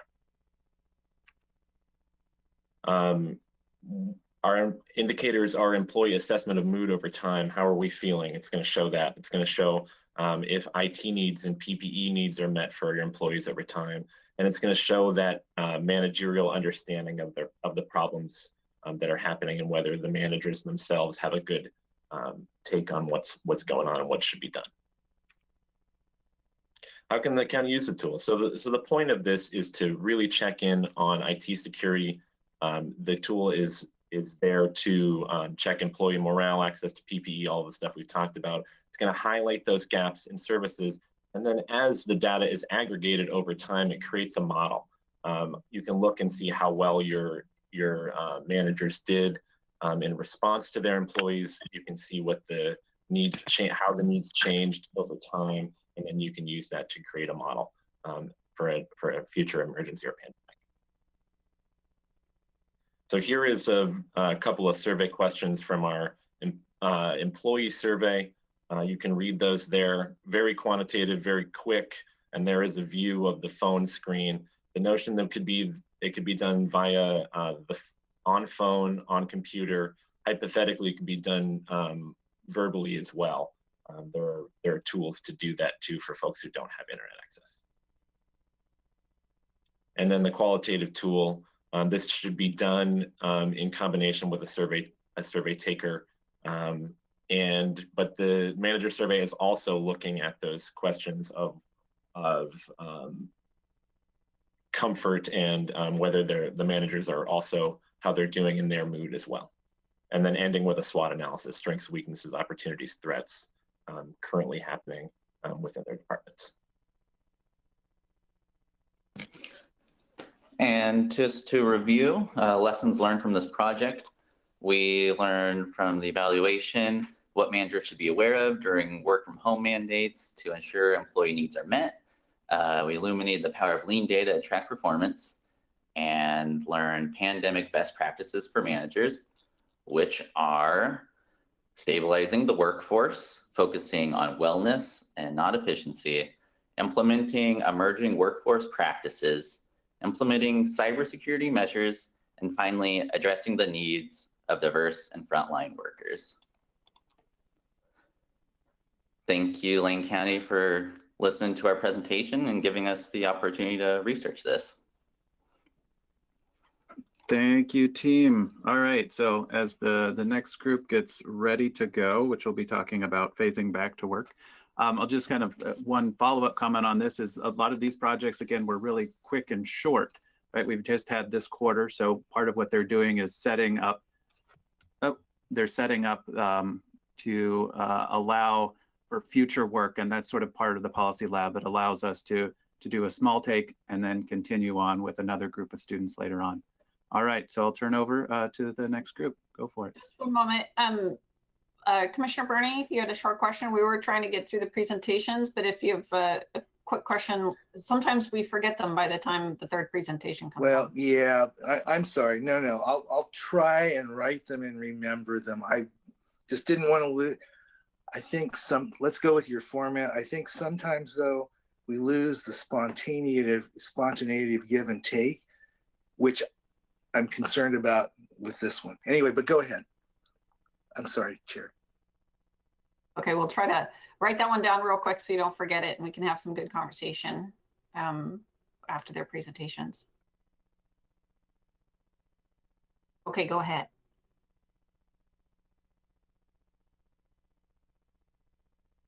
Jay, Kaylee, or Jennifer, one of you, go ahead and get started. Okay, Jay, are you on?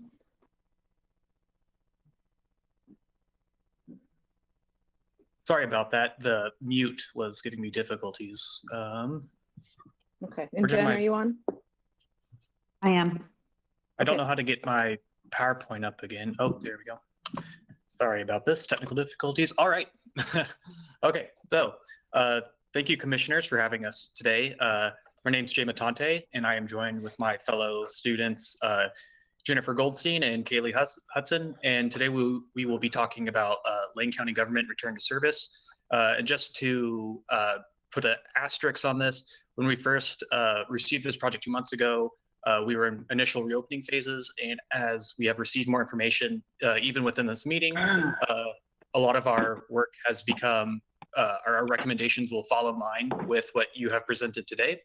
So we can take some comfort in that, although this information may not be entirely new. So moving forward, the outline for our project today, we'll go over the purpose driving our project. Then we'll talk about some COVID-19 background, just to give some emphasis of why it's important to approach the phase within employment within Lane County, given the structure of the virus. And we'll talk about the methodology of our report, talk about the reopening plan that Lane County has presented. We'll compare other jurisdiction reopening approaches, present key findings, recommendations, our conclusion, and some limitations of our study. So the purpose behind our report is, of course, we're dealing with COVID-19. We've had a freeze of the private economy and public services, resulting in quarantine. We're reopening again, and we want to resume normal services, but under a different operation. So we wanted to address how can Lane County phase in its employees, specifically internally, safely, efficiently, and equitably. The symptomatology is the following. The incubation period, the median incubation period is 5 to 6 days. 95% of the people who develop symptoms do so within 14 days of contracting the illness or the virus, I'm sorry. The variation in development and severity of the symptoms are dependent on a number of variables, including age, premorbidities, comorbidities, and the status of immune system. The most common symptoms include fever, cough, and fatigue, and less common symptoms that may manifest and findings include upper respiratory symptoms, pneumonia, cardiac injury, gastrointestinal symptoms, acute respiratory distress, thrombosis or clotting is one of the latest that they're really finding, and then a loss of taste or smell. Next slide, please.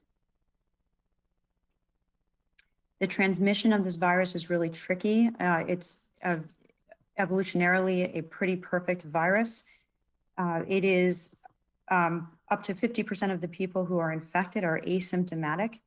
And by the time the symptoms emerge, that's when the viral load is really the highest. So it's difficult to take preventative measures. Infected people will shed the virus before symptoms appear. It's mainly through respiratory droplets that are expelled through the nose or the mouth via breathing, coughing, sneezing, and even talking. So wearing a mask does decrease transmission to uninfected individuals. It can also be spread on via fomite transmission on objects. The virus itself can last up to 3 days on certain objects. And so there is plenty of data for taking precautions, both social distancing and wearing masks in the workplace. Next slide, please. Good morning, this is Kaylee. So to make up for our lack in experience, we used 2 case studies from previous epidemic research. From these, we framed our whole suggested phase and plan under the 2 lenses of inoperability and equity of marginalized communities. So from a Hammer and Santos study, inoperability was important for Lane County government, which encases both maintaining employee health and providing program availability. And then equity for marginalized communities comes from Leach and Spoon's assertion that people in power shape the narrative of a crisis, where marginalized groups that don't have representation can't. So those in power can exaggerate the salience of their own needs, and as a result, marginalized people are left unaddressed or underplayed. So to bridge the divide between academia and practice, we drew on 2 sources from the field. Milo Booth is the senior advisor to the director of the Bureau of Indian Affairs out of Washington, D.C., and emergency room psychologist Leah Wright from Riverbend Hospital here in Springfield. We decided to use those because the BIA's whole constituent base is marginalized people, and we knew that we could draw on their experience in being inclusive to non-English speaking, non-white, et cetera, groups, while Ms. Wright could speak to operability and has the real-time experience of the pandemic here locally. We also used federal guidelines, state guidelines, and we have 4 phase and plans from other jurisdictions that we'll cover here in a moment. Next slide. All right, so first we looked at Lane County's reopening approach, our proposed reopening approach. It follows Oregon reopening guidelines pretty well, and it's very comprehensive and encompassing. And as time has gone on and this plan has developed, it's become increasingly more focused on equitability and operability.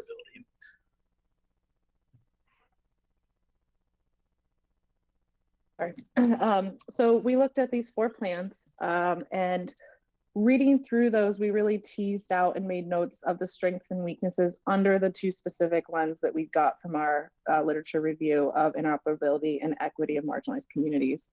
And we use those materials to then shape our proposed phase and plan. Next slide.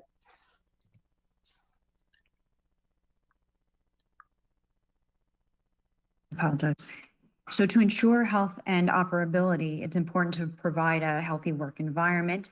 And this includes providing personal protective equipment, sanitation materials, and the procedures needed to use those sanitation materials. and to provide space for both the constituents and employees. This means larger meeting spaces, using computers and phones to communicate even when employees are in the same building, staggering in-office work and lunch schedules, even to the point of maybe staggering days of work so that the density in the work environment is lower. And that means allowing employees to work from home full or part-time through phase 2 and maybe even to phase 3. The next would be to ensure equity, and those measures include continuing phone services, adding drop boxes and pickup stations for forms and remote access, and continuing to allow mail in and out options, using appointments to stagger visits and plexiglass partitions and floor markings as cues for constituents who may be coming in to meet with their representatives or with office staff. We believe that a variety of access points will ensure employee and citizen safety while allowing access to a variety of citizen groups, minimizing service interruption. Lastly, we really felt that what we found in the blueprint as far as taking an inventory and monitoring the county's resources was really valuable and was missing in a lot of the plans that we looked at. And so we would recommend continuing to do that so that response can be quick. And if there needs to be some reversion back to a different phase, that can happen more quickly. Next slide, please. Okay, so for our recommendations, we noted numerous times the operability and equity components. Milo spoke to that, Milo Booth, excuse me, from the BIA, who really suggested making those connections early on with marginalized groups in Lane County before the crisis hits. So therefore the relationships built and resources are known before you're in distress. And that to reduce inoperability of government, we need to maintain employee health through new measures of teleworking, social distancing, and keeping up to speed what we know medically about this virus. Lastly, just being aware of the second wave potentials and constantly being adaptable throughout each phase and the continuing months after. Next slide. One of the local government plans that we reviewed talked about having a public-facing dashboard that would allow some transparency and some easy interpretation of data. And so this information that you see here was taken from the Lane County site. There is an ability to go into different pieces of the site and find this information.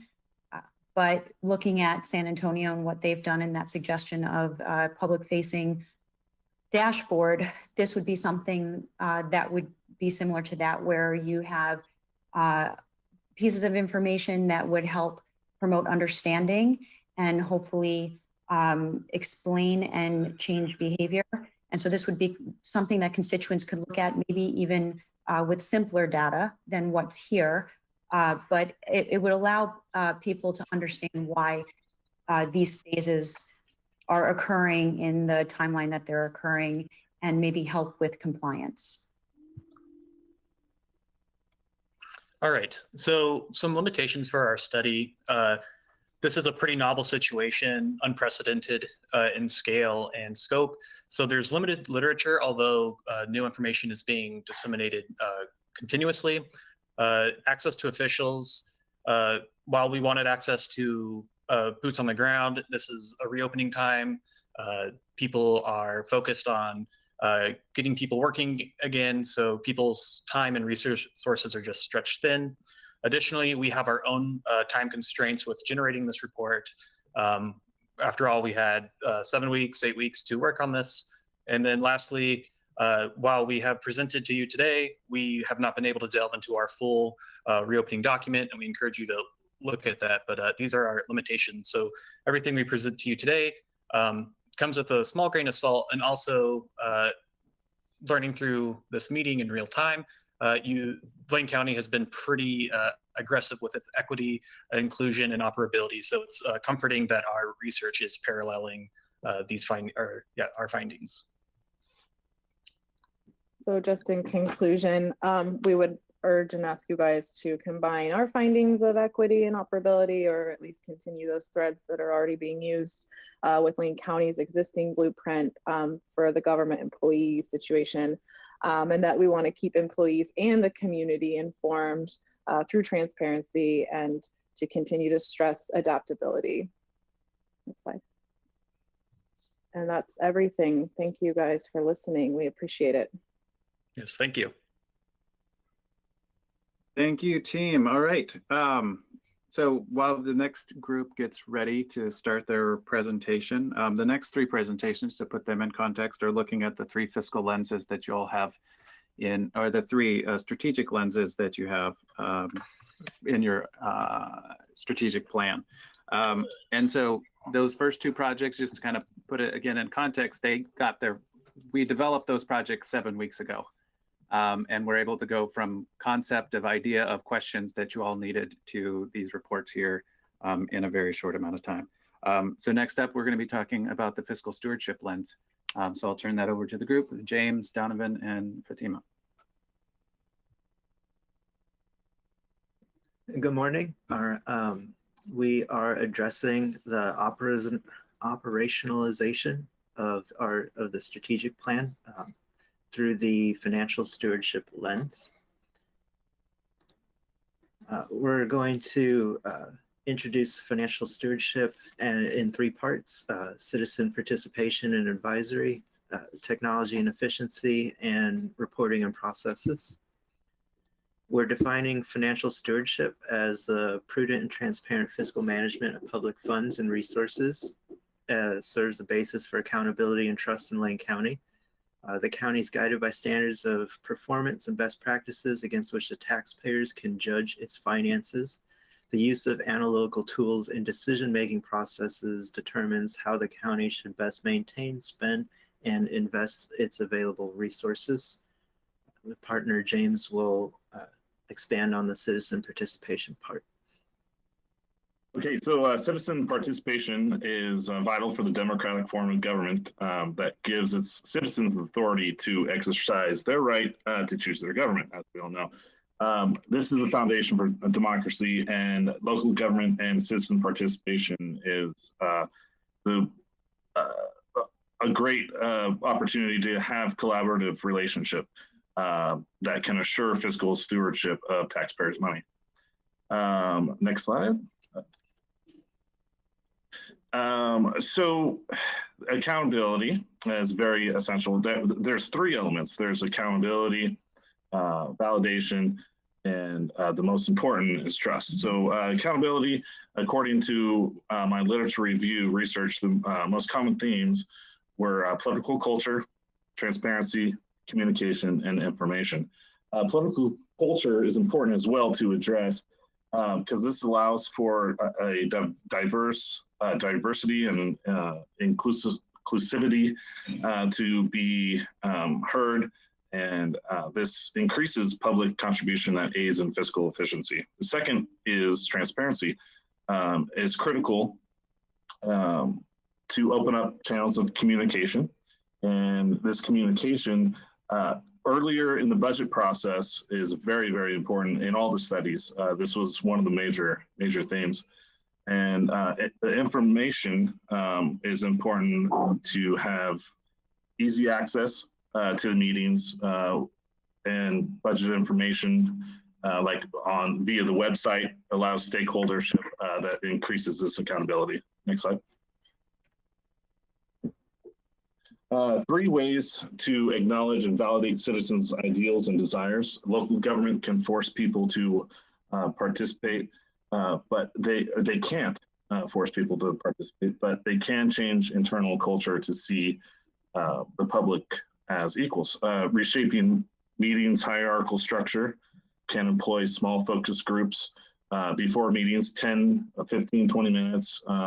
Have them positioned in a circle. This creates an atmosphere of equity and validation, and this allows individuals to participate more. Citizen Advisory Board.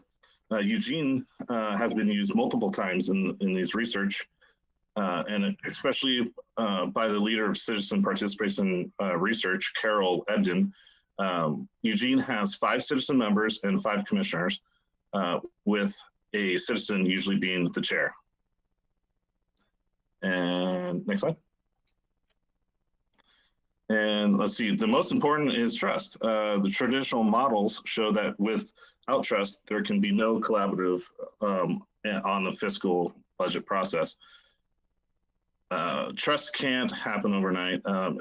Administrators need to actively engage with the public, pursuing that open communication, surveys, any type of social media, holding preliminary budgets is very important. Once again, earlier the better, especially during the formulation. Educating the public. There's Grants Pass holds a public finance kind of like a training seminar, and that has been proven to show more citizen participation. So key takeaways: transparency and validation builds and maintains mutual trust among government and citizens, and this is very crucial to fiscal stewardship. Thank you. Next. Hi, is my microphone working? Yes. Okay, perfect. So my name is Fatma Mahdi, and I'm going to talk about the technology and efficiency through the fiscal stewardship lens. So I'll talk about the tools and transparency, and then how the literature review structured some of the recommendations that we will have for you today. Okay, next. So Lane County actually releases monthly expenditure and revenue reports. However, navigation of these lengthy reports can be overwhelming for its citizens. Lane County's publishing of these reports are quote unquote designed to meet the reporting requirements of Oregon Revised Statute 294.250. However, when governments use minimum transparency requirements in publishing data, this actually tends to leave the government communicating out. So that is, the information and data have little impact on public participation. So improving the consumption of these data sets for the public will have great results, such as increased citizen participation and feedback on government projects. Next. So we reviewed literature on technology through the fiscal lens and drew approaches we believe to be effective in pushing for transparency. Next. The most influential element to push toward fiscal transparency is the use of open data portals. So open data portals provide a foundation for accountability on the use of allocated budgets in many aspects of the government work by publishing easily accessible data to the public. So open data portals, however, can be developed with both good and bad data. So bad data is failed to be checked for quality or relevance. So it is important to publish high quality data and make sure that any relevant data is not left unpublished. The Open Government Partnership is the global platform encouraging governments, both national and local, to work towards improving citizen participation, government transparency, and integration of new technologies for said efforts. So the Open Government Partnership has worked with Edmonton, Canada, to develop their open data portal. Next. It's an extremely easy platform to navigate, providing a dashboard and information and analytics on almost all elements of government services. Next.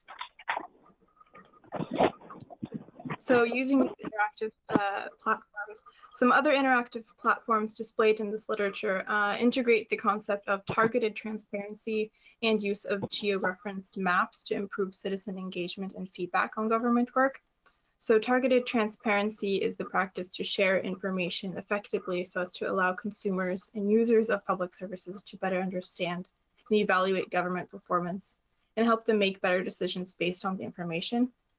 To expand on this, the literature defines targeted transparency as government compelling companies or agencies to disclose information in standardized formats to reduce specific risks, to ameliorate externalities arising from a failure of consumers or producers to fully consider social costs associated with a product, or to improve provisions of public goods and services.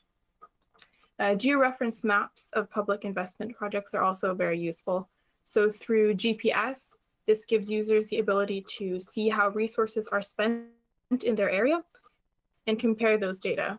So the implementation of these tools also engages collaboration across different government entities to collect and process that data for public consumption, which strengthens the abilities of information management. Next. So some examples of these strategies. In Peru, the interactive portal Infobras shares data on over 70,000 public works projects. In 2017, the use of Infobras to monitor projects actually resulted in cutting project costs in half. Moving on to using georeference maps, Colombia's Mapa Regalias interactive platform proved to significantly increase the rate of project completion. Okay, next. Great. So now we're going to talk about the reporting and processes. We're going to get into performance budgeting, a little bit of the literature review behind it, and creating the performance measures. So here we're defining performance budgeting as using performance measurements during the budgeting process. Performance budgeting is a measurement of the inputs and outputs, but also the measurement of outcomes. So the inputs can be obviously, you know, how much money are we spending, but the outputs can be, you know, how many miles of road, how many people are served, how many appointments are held, square footage tended to, but more importantly, outcomes can be long-term things like reduced crime, reducing the number of unhoused, or reducing death rate. So short literature review. This Small and Beautiful tells a short story of a county in New York where the county administrator created teams of department heads in order to share their knowledge in creating performance measurements and reports. The models of performance measurement used in local governments surveyed 30 counties, understanding the benefits of measurement, and measured the effectiveness and communication in the budget performance. And the impact of performance measurement showed that measurement alone can be an accountability tool used for management, but communication is key to actually improving the performance. The communication of those performance measurements is what created an improvement in the performance of the counties themselves. And then lastly, reviewed the local budgeting manual put out by the Oregon Department of Revenue, and that is the guide in which our county uses to do its entire budgeting process. So this is a chart from that the budgeting manual. And then here is what our budget schedule looks like. And then I tried to match up the colors on the schedule to the chart to kind of give an example of what we're doing. The red blocks underneath the publish a notice of meeting, approved budget, proposed budget, and then holding the budget hearing. Those are the 3 points in where the public hearing occurs. The blue section are the budget committee meetings, and that's where all of the department heads make their cases to the budget committee. Now, the budget committee is headed up by the budget officer, which is our county administrator, plus the appointees by the commissioners here. But as we talked about earlier, there's a lack of transparency in these presentations because the public's not involved in them. And also the type of information or the reports during these presentations can be inconsistent. So that way the information that the committee members are receiving can be different from year to year. So creating performance measurements, recommend we establish an administrative council of all department heads, small departments, large departments, small programs, large programs. We can break them up into smaller teams or communities of practice. One team can focus on program costs. How do we attribute costs to programs? What does the public need to know? What is the key information that we should be reporting? Is it just costs, or should we also be reporting on outcomes? and what are useful performance measures. So every program that we have may be somewhat unique. We may be doing our programs slightly different than other counties or other governments. So the metrics that we use for our programs need to also be unique. The next part of this is for managers and supervisors to conduct the measurements, but most importantly, to report this data to the administrators, to the commissioners, and to the public. So recommendations as far as citizen participation, we want to have open and inclusive communication, early budget meetings in order to build transparency, validation, and trust. And we can do that by holding additional training meetings for our committee member appointees and department heads. Technology, we already have Tableau reports on some of the county's websites and also a performance audit department. But we can combine all of those places onto one website, which would be an open data portal. And that will encourage citizen feedback of government performance. And through the budget would be to measure, report, and publish performance of all the units, and to have that information be consistently reported. Thank you so much for your time. That concludes our presentation. All right. Thank you very much, team there. The next group is going to be talking about the equity lens. So as we transition from one group to the next, they should be ready to go here in just 1 second. All right, thank you. And go ahead, Lindsay, Maya, and Mariah. Okay, great. Can you see my screen? Can you see my screen?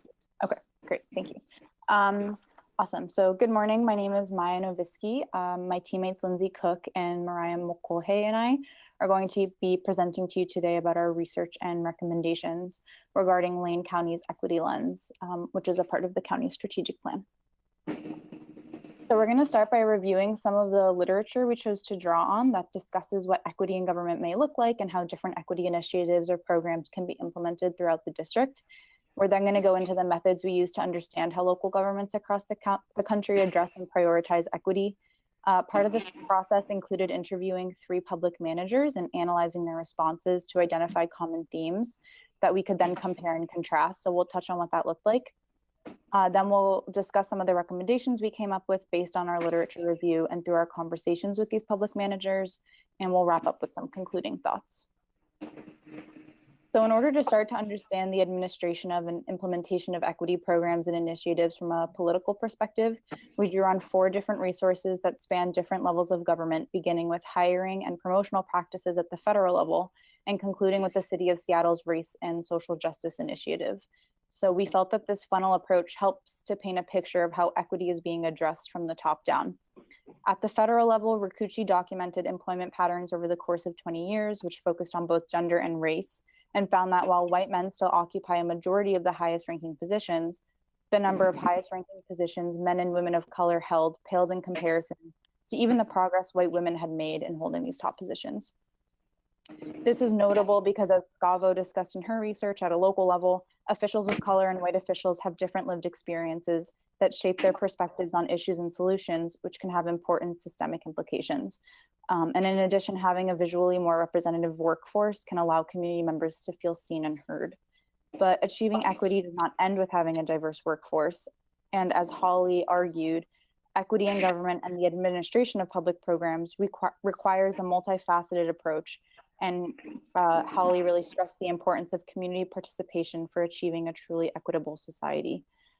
Finally, the City of Seattle's Race and Social Justice Initiative provides a great example of how local government created and implemented an inclusive attempt at building equity, which focused on bolstering community capacity in lieu of a predominantly top-down approach to increasing equity. But these collaborative strategies really require honest evaluations of internal functions and must commit to ensuring external community input is supported and encouraged for long-term success. So once we reviewed relevant literature, we conducted 3 separate interviews on Zoom that each lasted about an hour with 3 different public managers in the equity and diversity division of their respective areas. So we interviewed Benjamin Duncan of Multnomah County, Dr. Faris Mohammed from Peoria, Illinois, and Mo Young of Lane County. And we asked all 3 a set of predetermined questions to deepen our understanding of how equity was being achieved in their respective localities. And after the interviews were conducted and our notes were synthesized, we analyzed the responses for different themes in order to come up with recommendations for Lane County's strategic plan. We would just like to draw attention to 2 limitations. One was that there is quite a difference in geographical, the managers were housed in very different areas, which led to a variance in responses. And due to COVID, we were only able to interview three managers. And also each team member interviewed one of the public managers, which could have led to possible interview bias, but we're confident that the recommendations we're providing are still salient and appropriate for Lane County. And I'm going to turn it over to my team member, Lindsay Cook, to discuss the interviews and the themes. All right, good morning. Just to reiterate, we conducted a total of 3 interviews. We did reach out to numerous equity leaders across the country. However, due to COVID-19, they were unavailable to speak with us. But we would like to thank Mr. Benjamin Duncan, Dr. Faris Mohammed, and Mrs. Mo Young for generously donating their time so we could speak with them and learn from them. Next slide, please. So after the conclusion of our interviews, we identified 6 primary themes relevant to equity in local government. These themes concern how equity is defined by equity leaders, how local government equity offices are staffed, and if staffing impacts the execution of equity work, the professional titles held by equity leaders and whether their professional titles denote responsibility, autonomy, and authority, how funding is allocated by local governments to equity work, more specifically, whether or not equity offices have their own budgetary line item or are funded by an overarching line item, whether equity work or initiatives are currently being measured for efficacy, and lastly, if community members have the opportunity to engage equity offices to share their thoughts, perspectives, challenges, suggestions, etc. Now I'll hand it over to my colleague, Mariah. Hello, can everybody hear me? Yep. Okay, in terms of our recommendations, from the relevant literature and our conversations with public managers, we have created a list of recommendations that are intended to aid Lane County in improving their equity in local government. Next slide, please. Our first recommendation for the county is to consider expanding the number of staff responsible for executing equity so that the Equity and Access Coordinator will have the ability to focus on completing significant work at a structural and organizational level. This is, doing this as opposed to working on just educational levels, but actually making change at an organizational level. This recommendation also includes each department having an equity officer as an expert in their field to ensure efficiency and productivity of the equity work done by Lane County. While it is possible that hiring new individuals to expand the equity work isn't feasible during this time, there may be opportunity to transform the current department roles to include equity work. The intention for this recommendation is to allow impactful change within every administration and department and provide the experts the tools they need to dispel inequities within local government. Our second recommendation is kind of tied into our third, but it involves diversifying the budget committee and analyzing how the budget process itself can become more equitable. One way to do this could be to consider how budgetary decisions affect groups of residents differently and how we may be able to record whether those decisions advantage or disadvantage certain groups of people. An important component for Lane County to achieve this is through the development of a metric system, allowing decision makers to openly see who is both positively and negatively affected could be a great movement for Lane County. The importance of this recommendation is awareness and cognizance of community needs. Diversifying the budget committee and developing a set of metrics can offer an array of perspectives that will ultimately lead to decisions best serving all members of the community. And our final recommendation is to improve community and resident involvement in certain decision-making processes. This will ultimately lead to a greater community involvement and an improved equity lens within the strategic plan. We recommend evaluating Lane County organizations that are currently equity advocates. Additionally, it may be important to analyze who is serving on community boards and if the ways in which they are structured allow for a diverse group of community members to participate. Embracing those organizations and choosing to include community voices in important decisions can bring unity and improve strategic plan. Next slide, please. So throughout our research and interviews and trying to formulate these recommendations, it's evident that equity greatly impacts residents' access to opportunities and quality of life. For this reason, equity in local government cannot be optional and should be prioritized to assure the perspectives of all residents. Incorporating equity into local government is not a static process with a finite end. Equity is achieved through purposefully contemplating who benefits from the allocation of resources and policy decisions. And that is kind of it with our presentation, but we would like to thank all of you for listening to us, including us in our thoughts and research, and we hope we can further the discussion of equity within Lane County.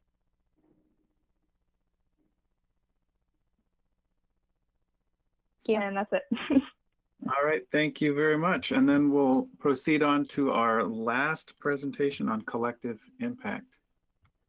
So as they get ready, it was very clear from our presentations prior to ours, a lot of talk about collective impact from different partners around the county dealing with the COVID-19 crisis. So I think this is a very timely presentation for sure. So we'll turn that over to Alex, Alyssa, and Bethany. Thanks, Ben.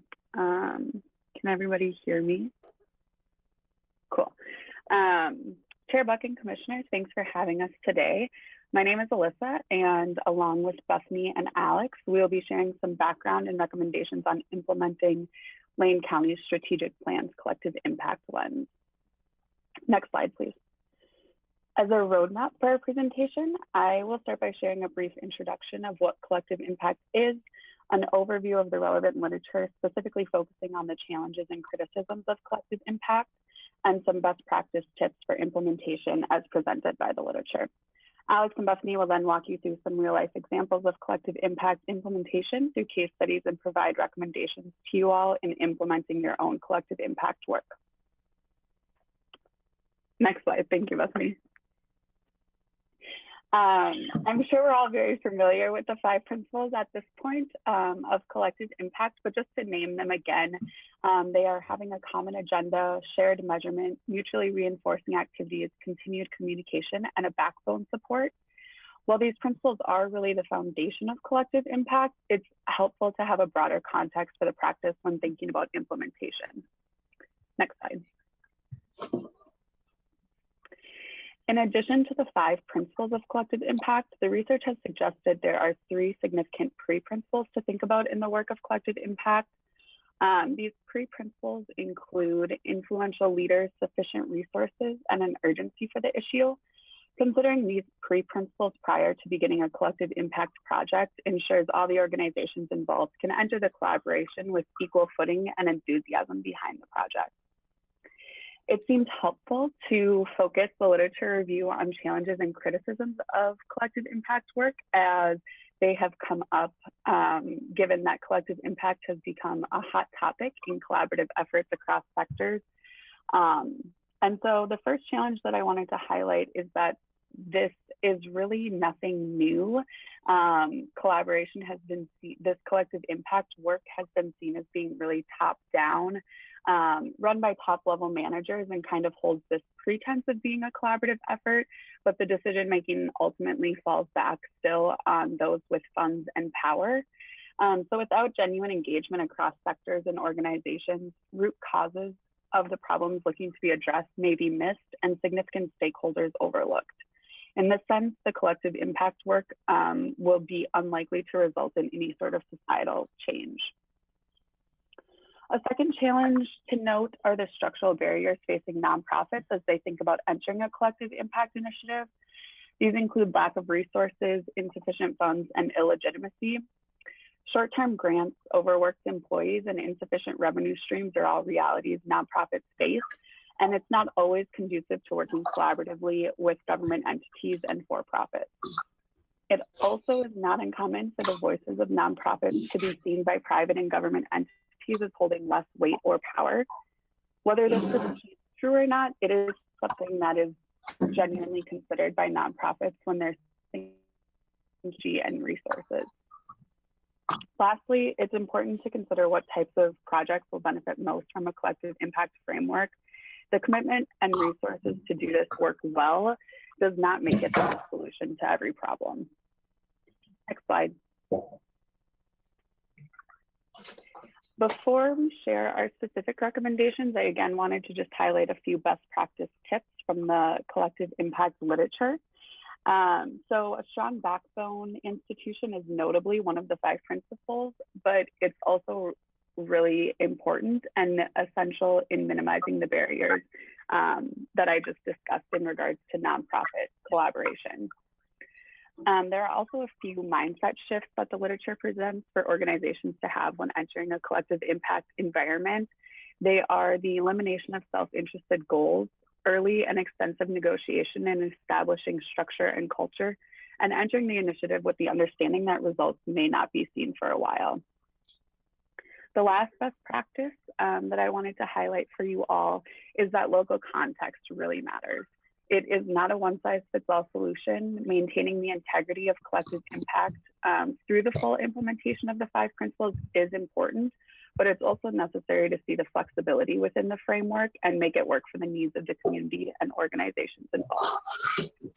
With that, I will hand it over to Alex to walk you through our first case studies. Hey, good morning, y'all. So I'd like to talk to you briefly about the Tillamook County Housing Commission. So just a little bit of context. Tillamook County is going through a housing crisis right now. They have a massive undersupply of housing stock, as does a lot of Oregon, as y'all may know.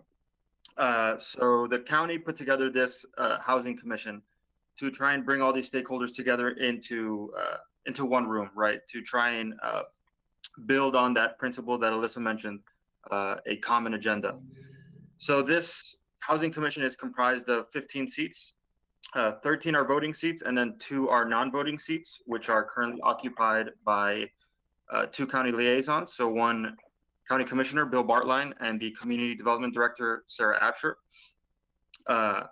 And this is just, they don't have any actual policy-making power. They're simply an advisory committee, but they do directly advise the Tillamook County Board of Commissioners. So when they put this thing together, they really tried to mirror Tillamook County as far as the relevant stakeholders. They tried to be as representative as possible. So with your public seats, you have a seat held by the county seat itself, the city of Tillamook, and then a representative from both North and South County, as well as there being seats for nonprofit directors, as well as private entities. So those would be, the real estate board is represented as well as large and small employers in the county. One issue that they've had, though, is that they haven't been able to truly communicate the efforts of the commission outside of that room, outside of that meeting room. So something like a social media campaign might be really beneficial to that organization, specifically to try and engage the community a little more. Next slide, Bethany.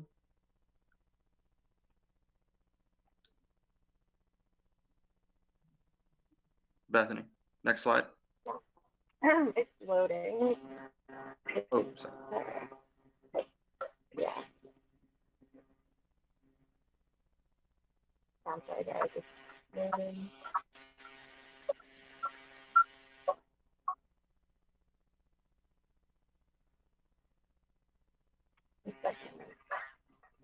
So I guess I don't really need the slide. I don't really need the slide. So I'm going to talk now about the East Bay Economic Development Alliance, so Bay EDA. It's a really large cooperative organization. It differs from the Tillamook County Housing Commission in the fact that it is not one county hosting local stakeholders. It is really a large collaborative effort. There's 2 counties that are part of this, Alameda County and Contra Costa County, which are from San Francisco's East Bay area, as well as dozens of public districts and dozens of cities as well, and many large and small employers in the area, as well as nonprofits. They focus most of their work on things like venture capital and foreign direct investment. They have the capacity for this because they are, East San Francisco Bay, so they have a ton of capacity, a lot of capital to work with, a lot of big employers to work with. So it differs from Tillamook County's scope and probably from Lane County's scope as well. But it's something that, could potentially be something to work towards. And I'm going to hand you over to Bethany.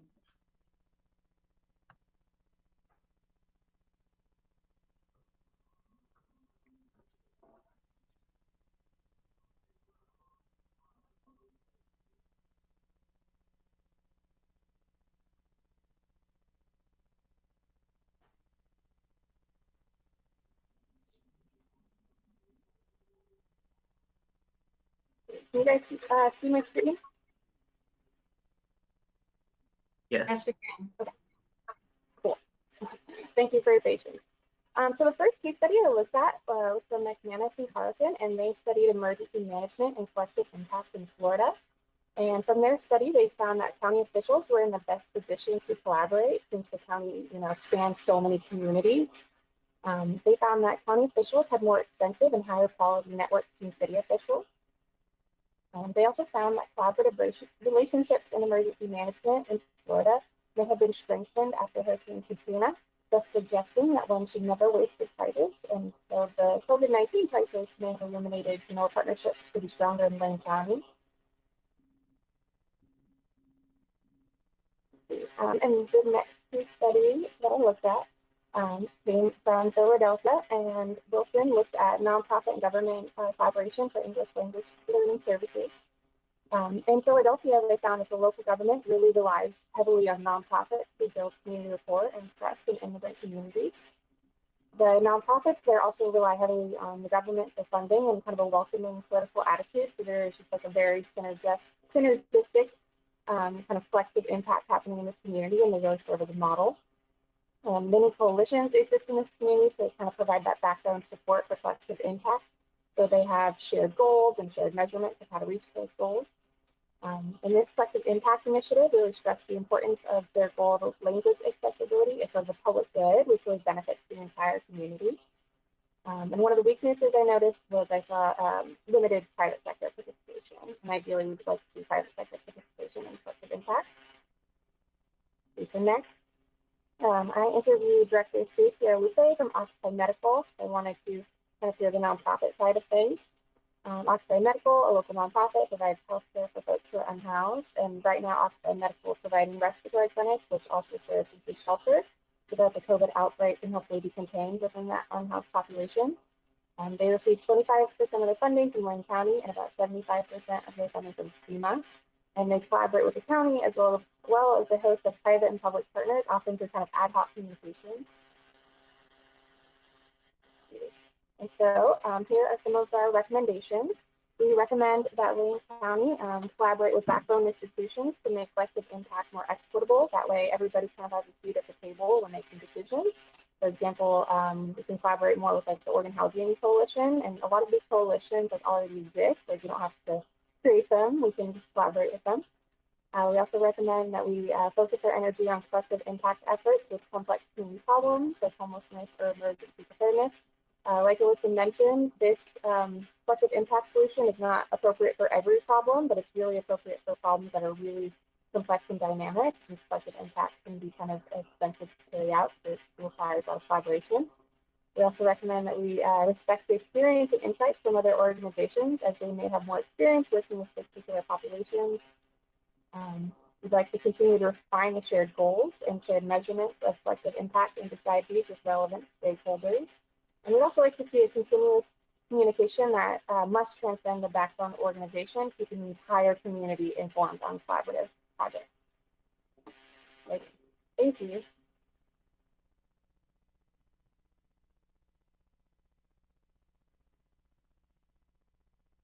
Thank you everybody for speaking. Is there somebody who might want to wrap it up for us here before we ask questions? Well, I just again want to thank Chair Buck and the commissioners for taking time to listen to these presentations today, and thank you for the continued support and cooperation between Lane County and the U of O. So on to the questions. Okay, Commissioner Burney, do you want to wait? You had that initial question, and then I saw Commissioner Sorensen's hand up. I'll wait, but would like to respond later. I'm trying to organize my thoughts. Thank you. Okay, Commissioner Sorensen. Well, first of all, I want to thank everyone who's involved with this, starting with Lane County government, Steve Mokrahysky, Greg Rickoff, and anyone else on the county side, and then the University of Oregon, faculty and students. Just a fantastic and great job. I really appreciate all the hard work and all the recommendations and all the insight. The main question I have has to do with the strategic plan and tying a strategic plan to what the government spends its money on, both the budgeting, that is the planning on how we're going to spend money in the coming year, but also a backward look, how did we spend the money? And I'm just curious for the students or faculty involved in that component of this, if you could talk a little bit about how governments at our scale, i.e. 1,600 employees and roughly $500 million in revenue and expenditures, how governments of that size have taken on that task, and what are some things you think we could do to try to tie those two things together, budget and strategic plan? Hi, Commissioner Sorensen. Oh, sorry. No, go ahead. No, that's you. It's not even my group. Okay. So to toot your own guy's horn first, as far as financial performance and the budget, Lane County does a great job of presenting what the current budget is and where each unit is as far as how much they've spent of that budget so far, and they present that data online.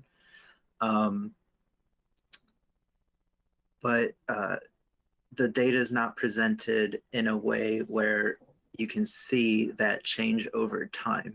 You can't see like over the past 3 years or 5 years like you would, you know, your stocks or bonds or something.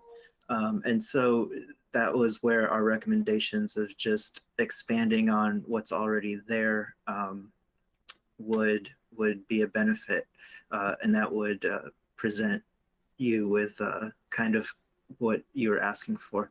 But that's similar to how some other governments are doing it, where Fatima had shown us geographically where is project spending being spent. And when contractors can see what other contractors are bidding for, it reduced the overall cost of contracts as a whole. So creating that type of market where more data is available can help drive down some costs. I hope that answered your question. Any other questions for our presenters?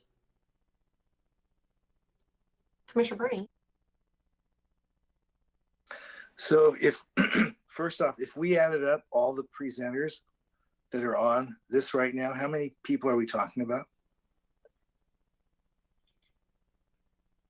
I think we have 15 students in the class. Okay, thanks. Just a few comments with the intent of helping the students, not that I know, but extend their thinking a bit. One is that the first evaluation piece talked about quantitative but not qualitative evaluation. And it may be the state of literature now, but it really implied methodologies that's more remote and less inspiring frontline workers to be more engaged and be more powerful in system improvements. Public facing dashboards that are user friendly and illuminate what we're doing, all for it.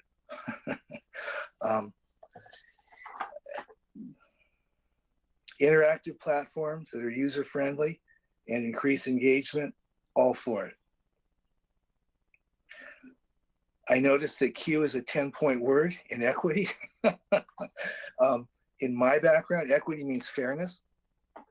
And I don't think that in this day and age, we can add, would love to, people in every division and every department that are in charge of fairness. I think that is integrated into what people do. I hope that you all understand that I think Lane County is a pretty friendly environment, and it's good that you can kind of bite your teeth a little bit with this stuff. I hope if there's any ongoing activity, your profs or teachers can help you learn how to present this so high school students can do this kind of institutional analysis, and that they can do it with small and medium-sized businesses, that I think you will find more discrepancies between your research and implementation than you will in Lane County. And I just wanted to end with those kinds of substantive points. And I'm not familiar with some of these new terms like collective analysis, impact. I mean, to me, collective impact sounds like impact. And the more impact, the better.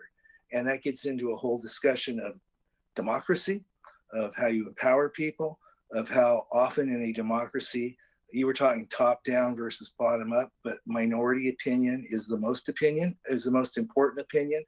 And by that, I don't mean just ethnic minority, I mean minority of thinking. So there can be discussion and debate. But I appreciate the presentations and I hope it was worth your while. Thank you. Any other questions or comments for our presenters? Hi, this is Lindsay Cook, and I just wanted to elaborate a little bit more on what Vice Chair Bernie said. With respect to integrating equity into the professional realm, and we weren't necessarily saying bring on more people and have them as equity officers, but potentially build equity into their job description to help evaluate what decisions or policies advantage some groups and disadvantage others. I know that right now Lane County only has one dedicated equity officer, and I think pursuing equity takes exchanging ideas and being very intentional and thinking about it. And if you have someone designated within each department, not necessarily as their primary job, to consistently be thinking about equity and to be working with Mo to see how we can improve those processes to better serve the needs of the residents. That's more or less what we were referring to, because we know with all governments in public sector work, there are budgetary restrictions. Thank you. No, Lindsay, I totally agree with you. It makes sense. And we have to be talking about equity in housing, equity in jobs, equity in clean air, clean water, sewer systems, all of that stuff. I know you're focusing on government operations, but thank you very much. Commissioner Farr. I will pass, Chair Buck. Thank you. Any other comments or questions for our presenters? I don't see any more from the board, but I'll just add that I feel like all 5 of these presentations were really timely given everything that we've been going through the last few months, and I appreciate all your hard work. There are aspects of each of them that I found notable. You know, in the first item in the first project, it talked about doing a survey, and I believe we've done that survey, although I haven't particularly saw the results. So it will be very interesting to see that kind of side by side to your presentation. And the second project, it was very interesting to hear more about the connections and what we need to do before there's an emergency. And then of course, building those relationships make all the difference in the world when you're having to operate through an emergency. In the third and fourth one, both financial stewardship and equity, discussion regarding the makeup and inclusion of the budget committee. And you know, we've had some discussions in our budget meetings this round, and some suggestions from some citizen members, which I think deserves a little bit more discussion with the board later. And diversifying the budget committee is another interesting thought, because we don't have bylaws, and that was something else that came up for our budget committee earlier this month. So it would be interesting to talk more about how we can purposely include equity in some of these committees if they haven't already discussed that. I saw Commissioner Bozovich's hand up. Yeah, I just quickly wanted to give the county administrator maybe a chance to expand on what our equity programs are, because I think the presentation made it sound like we have one single person doing equity work in Lane County. And I know we've got dedicated staff and HR in our hiring process working on diversity.